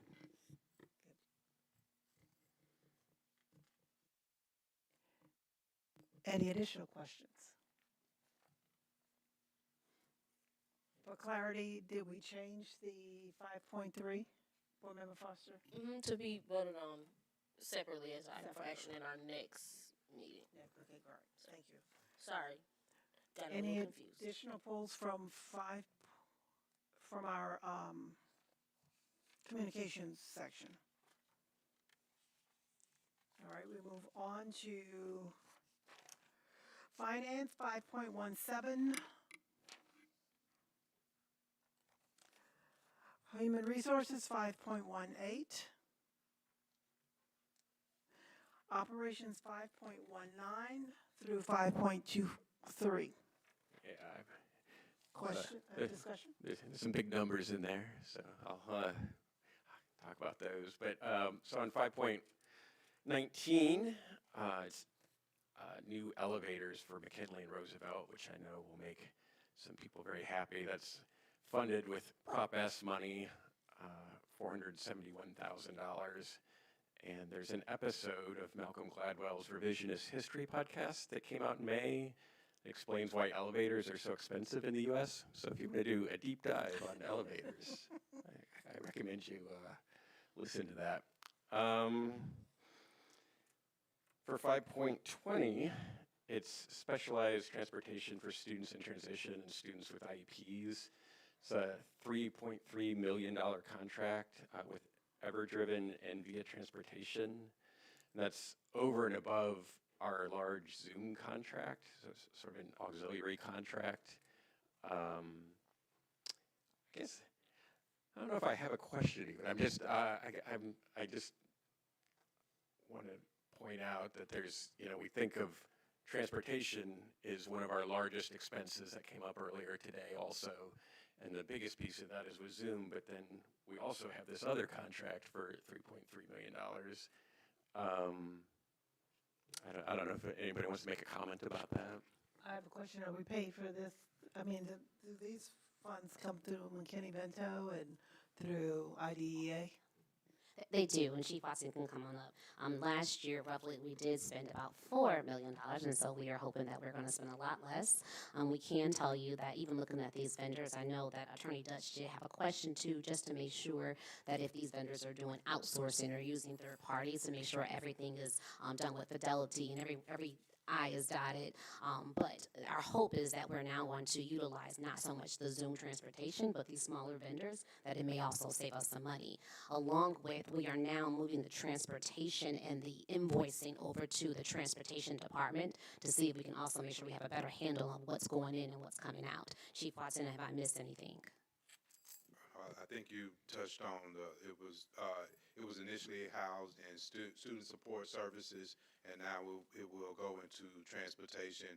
A lot of what Dr. Berry highlighted to monitor costs, because just with the different vendors that we had, the costs were ranging from per student to multiple students. So this will allow for us to manage it with the transportation department, make sure that all of the compliance boxes are checked, and again, just for consistency with pricing, as that was one of the big hang-ups from the McKinney-Vento, how it was serviced prior to. And then just also under operations, I just wanted to highlight there's 3 8-figure contracts, all funded by Prop S. There's 5.21 with Amoresco for $26.2 million. 5.22 is a roofing work for $25 million, and 5.23 is with Train for $24.8 million. So again, that's all Prop S money, all sort of in the neighborhood of $25 million each. Thank you, Board Member Marston.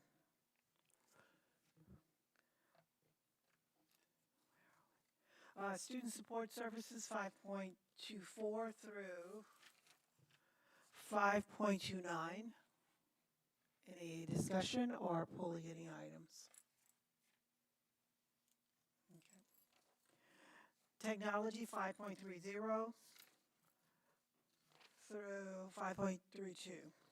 Yeah, there's a couple contracts above $1 million there too. One of them is 5.30 with Dell for $1 million. And again, that's in addition to our large Apple contract. So this is sort of for the things that Apple machines can't do. We've got another $1 million for Dell. And then 5.31 is for TSI smart boards at $2 million.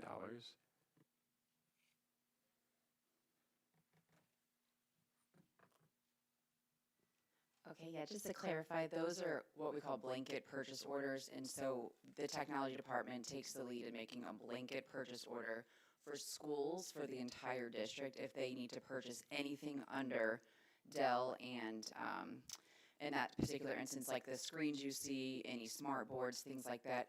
Truthfully, we do not anticipate spending anywhere near that amount. That just gives us a safe amount that we will never go over when, as schools are putting in their purchase requests in Business Plus on their own. They have to reference that particular board resolution number and the PO that's generated from that. Specifically, as Board Member Foster stated before, as we think about future-ready things like smart boards and screens, we're being really conscious about. Obviously, we don't want any disruptions to instruction, but we know as we make those big decisions, we should need so many smart boards, screens, things like that. The Dell also covers what's called absolutes, and so those are the licensing similar to like Mosel for Apple. That's the MDM for the Dells, and then any replacement costs, things like chargers, so all of that falls under that blanket PO. So it's not just we're guaranteed to spend that. That's just that cushion amount for the entire district. Thank you. Any additional? Go ahead, already. Yeah, please. I move to carry consent agenda items 5.1 through 5.32 to the agenda for our next regular business meeting, with the exception of 5.3, which will be moved to items for action at our next meeting. Second. Further discussion? Roll call. Dr. Harvey? Yes. Mr. Heights? Yes. Ms. Hubbard? Yes. Ms. Jones? Ms. Foster? Yes. Mr. Marston? Yes. Dr. Collins Adams? Yes. Motion approved. Items for discussion or items for information? Board members? Yeah, I had just sort of a comment on 8.1, which is the rental chiller for Hickey. The good news is that the person who vandalized the chiller was caught, and an arrest was made, and I'm hoping as the legal system works its way through the case that we might get some restitution from the person, or just something for the amount of damage they did. How do you know this stuff? I mean, he knows every little. You have to teach me how you do this. Tiny detail. Thank you. When was the? Never mind. I'll give more details. If there are no additional items for information or discussion, Board Member Harvey. Actually, on No? no, yes, all right. You sure? You good on the chiller? All right. On 8.3, which is for the restoration of 801, it's another one that I'll bring up because it's a $1.2 million price tag, and I wish it were for a building full of students rather than administrators. No offense, but you don't get to pick where your emergencies happen. So.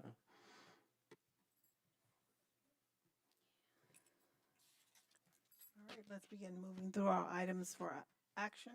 Item 8.1, rental chiller for Hickey Elementary School.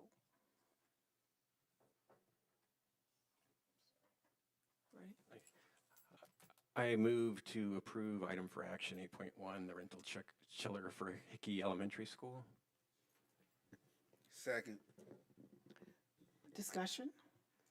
Roll call. Dr. Harvey? Yes. Mr. Heights? Yes. Ms. Hubbard? Yes. Ms. Jones? Yes. Ms. Foster? Yes. Mr. Marston? Yes. Dr. Collins Adams? Yes. Motion approved.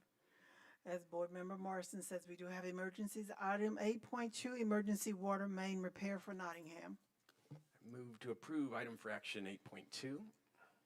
Second. Discussion? Roll call. Dr. Harvey? Yep. Mr. Heights? Yes. Ms. Hubbard? Yes. Ms. Jones? Yes. Ms. Foster? Yes. Mr. Marston? Yes. Dr. Collins Adams? Yes. Motion approved. Item 8.3, emergency water intrusion restoration at the 801 building. I move to approve item for action 8.3. Second. Discussion? Roll call. Dr. Harvey? Yes. Mr. Heights? Yes. Ms. Hubbard? Yes. Ms. Jones? Yes. Ms. Foster? Yes. Mr. Marston? Yes. Dr. Collins Adams? Yes. Motion approved. Item 8.4, authorization of community partners literacy.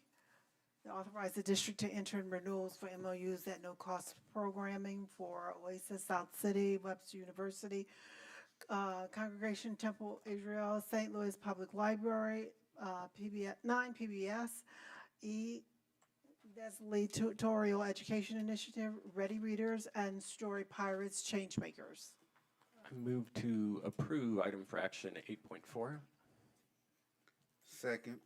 I have a little discussion. There's a little discussion on each. No.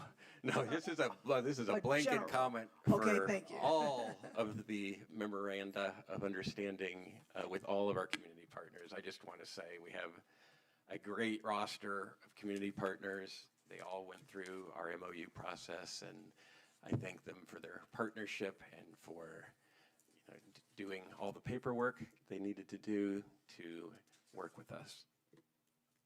Thank you, Board Member Marston. Is there a motion on the floor? 3 seconds. Call for a vote. Dr. Harvey? Yes.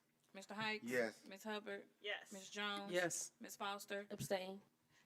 Mr. Marston? Yes. Dr. Collins Adams? Yes. Motion approved. Item 8.5, Community Partners College and Career Readiness Slate. I move to approve item for action 8.5. Second. Discussion? Call for a vote? Dr. Harvey? Yes. Mr. Hikes? Yes. Ms. Hubbard? Yes. Ms. Jones? Yes. Ms. Foster? Yes. Mr. Marston? Yes. Dr. Collins Adams? Yes. Motion approved. Item 8.7, Authorization of Community Partners College and Career Readiness. I move to approve item for action 8.7. Second. This includes, by the way, LifeBridge Partnership, Train Together, Credit Union, College Bound St. Louis University Educational Talent Search Program, Commerce Trust, Firefly Services, Missouri Goodwill Industry, Wyman Center, Show Me the World, and that is it. Point of Board order, Member Harvey? we need to go back to 8.6, 8.6. the literacy slate. Hope Education. Go. 8.6. Oh, I'm sorry, I skipped one. Yes. Community Partners Literacy Slate for Hope Education, the 2026-27 Lit Shop. Yay. I move to approve item for action 8.6. Second. Call for a vote. Dr. Harvey? Yes. Mr. Hikes? Yes. Ms. Hubbard? Yes. Ms. Jones? Yes. Ms. Foster? Yes. Mr. Marston? Yes. Dr. Collins Adams? Yes. Motion approved. Item 8.7, and I just inadvertently read the wrong one. So it's the authorization of Community Partners College and Career Readiness. I move to approve item for action 8.7. Second. Call for vote. Dr. Harvey? Yes. Mr. Hikes? Yes. Ms. Hubbard? Yes. Ms. Jones? Yes. Ms. Foster? Yes. Mr. Marston? Yes. Dr. Collins Adams? Yes. Motion approved. Item 8.8, Community Partners for STEM, Junior Achievement of Greater St. Louis, and SEED STL. I move to approve item for action 8.8. Second. Call for vote. Dr. Harvey? Yes. Mr. Hikes? Yes. Ms. Hubbard? Yes. Ms. Jones? Yes. Ms. Foster? Yes. Mr. Marston? Yes. Dr. Collins Adams? Yes. Motion approved.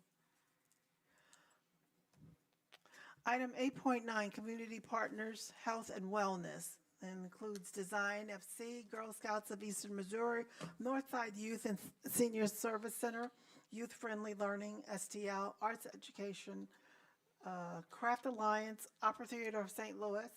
Do you want to read all the, yes.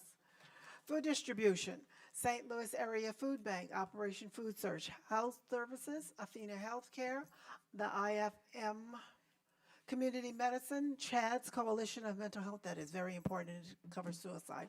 Smile America Partnerships, Dental Safari Company, Resource Closets, National Council of Jewish Women, St. Louis, the Little Bit Foundation, National Charity League, Assistance League of St. Louis.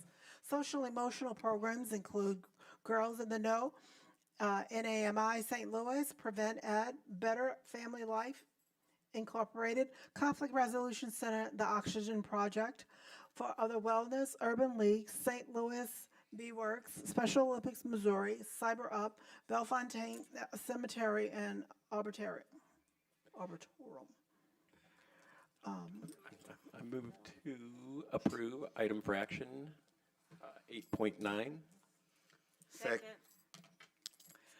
Discussion? I do have a little bit of discussion. Yeah. I just want to thank our executive assistant, Tiffany Vaughn, for this new format that we're using for our agenda, which groups all of these community partnerships together and streamlines the process of voting on them, and it also categorizes the other items for action and the consent agenda items. It just makes things much easier to work with as a board member, so thank you. When you look at this as a whole, you see the wraparound services that are provided for our students. This is absolutely amazing, and it touches on some very sensitive needs of our students, so thank you very much. Any further discussion? Call for a vote. Dr. Harvey? Abstain. Mr. Hikes? Yes. Ms. Hubbard? Yes. Ms. Jones? Yes. Ms. Foster? Yes. Mr. Marston? Yes. Dr. Collins Adams? Yes. Motion approved. Item 810, authorization of community, did I do this already? No. Again, community partners for STEM, and that includes Green St. Louis Machine, Missouri Department of Conservation, the Magic House, Young Scientist Program, Missouri Botanical Garden, Greenhouse Venture, Forest Park Forever, Gateway to Great Outdoors, Missouri Gateway Green Building Council, and St. Louis Zoo. I move to approve item for action 8.10. Second. Discussion? Call for vote. Dr. Harvey? Yes. Mr. Hikes? Yes. Ms. Hubbard? Yes. Ms. Jones? Yes. Ms. Foster? Yes. Mr. Marston? Yes. Dr. Collins Adams? Yes. Motion approved. Item 811, authorization of community partners, health and wellness, Center for Hearing and Speech, Easter Seals, at Easter Seals, the City of St. Louis Department of Health, I Thrive, Girls on the Run, St. Louis, League of Women Voters, Metro, St. Louis, Lemp Neighborhood Arts Association, Roosevelt High School Community Council, St. Louis Art, St. Louis Symphony Orchestra, Youth in Need, the curators of the University of Missouri on behalf of the University of Missouri St. Louis, Unleashing Potential, Boys and Girls Club of Greater St. Louis, Med Ed, BJC School Outreach and Youth Development, University of Missouri PBS Center, Urban St. Louis, K-Life, Arts, Missouri Historical Society, Missouri History Museum, the Whitfield Foundation Success, Another World, Washington University School of Medicine, St. Louis Housing Authority, Dual Dogs, Dignity Period, Diamond Diva Empowerment Foundation, New Avenue Incorporated, American Lung Association in Missouri, Annie's Hope, the Center for Grieving Kids, BJK People's Health Centers for Behavioral Health, Contemporary Art Museum St. Louis, Dance Move St. Louis, Dance St. Louis, Gateway Region YMCA, Gateway to Oral Health Foundation, International Institute of St. Louis, Kids Vision for St. Louis, for Life St. Louis, Metro Theater Company, Monarch Immigrant Services, Music for All, Safe Connection, St. Louis Art Museum, St. Louis Chess Club, St. Louis University School of Medicine, Scottish Partnership for Arts and Education, Springboard to Learning, St. Louis Children's Hospital, The Covering House, Scouting America Greater St. Louis Area Scouting, Midas Family Foundation, Let Me Run, Archangels Foundation, and these are all services that have provided great services for the students of St. Louis Public Schools. I move to approve item for action 8.11. Second. Discussion? I have a question for Aaron. If it would not take a lot of work, could we also see these in a separate format that just lists which schools have which memorandums? That's a question for next time. But that would be really helpful to see which schools are working with which partners. Thanks. Yeah, it would be great if we could, just a chart that Ms. Vaughn would actually be able to put up there and people could click on that link to see everything that's involved. Thank you, I appreciate it. Call for vote. Sorry. Dr. Harvey? Yes, ma'am. Mr. Hikes? Yes. Ms. Hubbard? Yes. Ms. Jones? Yes. Ms. Foster? Yes. Mr. Marston? Yes. Dr. Collins Adams? Yes. Motion approved. Item 8.12, MSBA Annual Conference, the 2026 Missouri School Board Association Annual Conference. I move to approve item for action 8.12. Second. Discussion? Call for vote. Dr. Harvey? Yes. Mr. Hikes? Yes. Ms. Hubbard? Yes. Ms. Jones? Yes. Ms. Foster? Yes. Mr. Marston? Yes. Dr. Collins Adams? Yes. Motion approved. And that is the end of our items We got for, one more. 13. I don't, oh, I didn't have it in my printout, I'm sorry. At least it's not a long list to read. Item 8.13, authorization of Community Partners United Way, 100 Neediest, United Way Organization. I move to approve item for action 8.13. Second. Discussion? Board Member, I want our families to get everything they need, and this program feels so exploitative, especially when it's published in the paper. That doesn't mean I'm not going to support it, but as someone who's been at schools where they regularly offered the forms out, it feels terrible to receive one. There has to be a better way, but I appreciate the effort into getting resources to families. thank you very much. Call for a vote? Dr. Harvey? Yes. Mr. Hikes? Yes. Ms. Hubbard? Yes. Ms. Jones? Yes. Ms. Foster? Yes. Mr. Marston? Yes. Dr. Collins Adams? Yes. Motion approved. And if it is the pleasure of the board, item 9 would be our adjournment. Is there a motion on the floor? I move to adjourn to closed session pursuant to revised statutes of Missouri, section 610.021. Second. Dr. Harvey? Yes. Mr. Hikes? Ms. Hubbard? I guess so. Ms. Jones? Yes. Ms. Foster? Yes. Mr. Marston? Yes. Dr. Collins Adams? Yes. We are adjourned back to closed session at 10:06 p.m. Sorry. Are you going?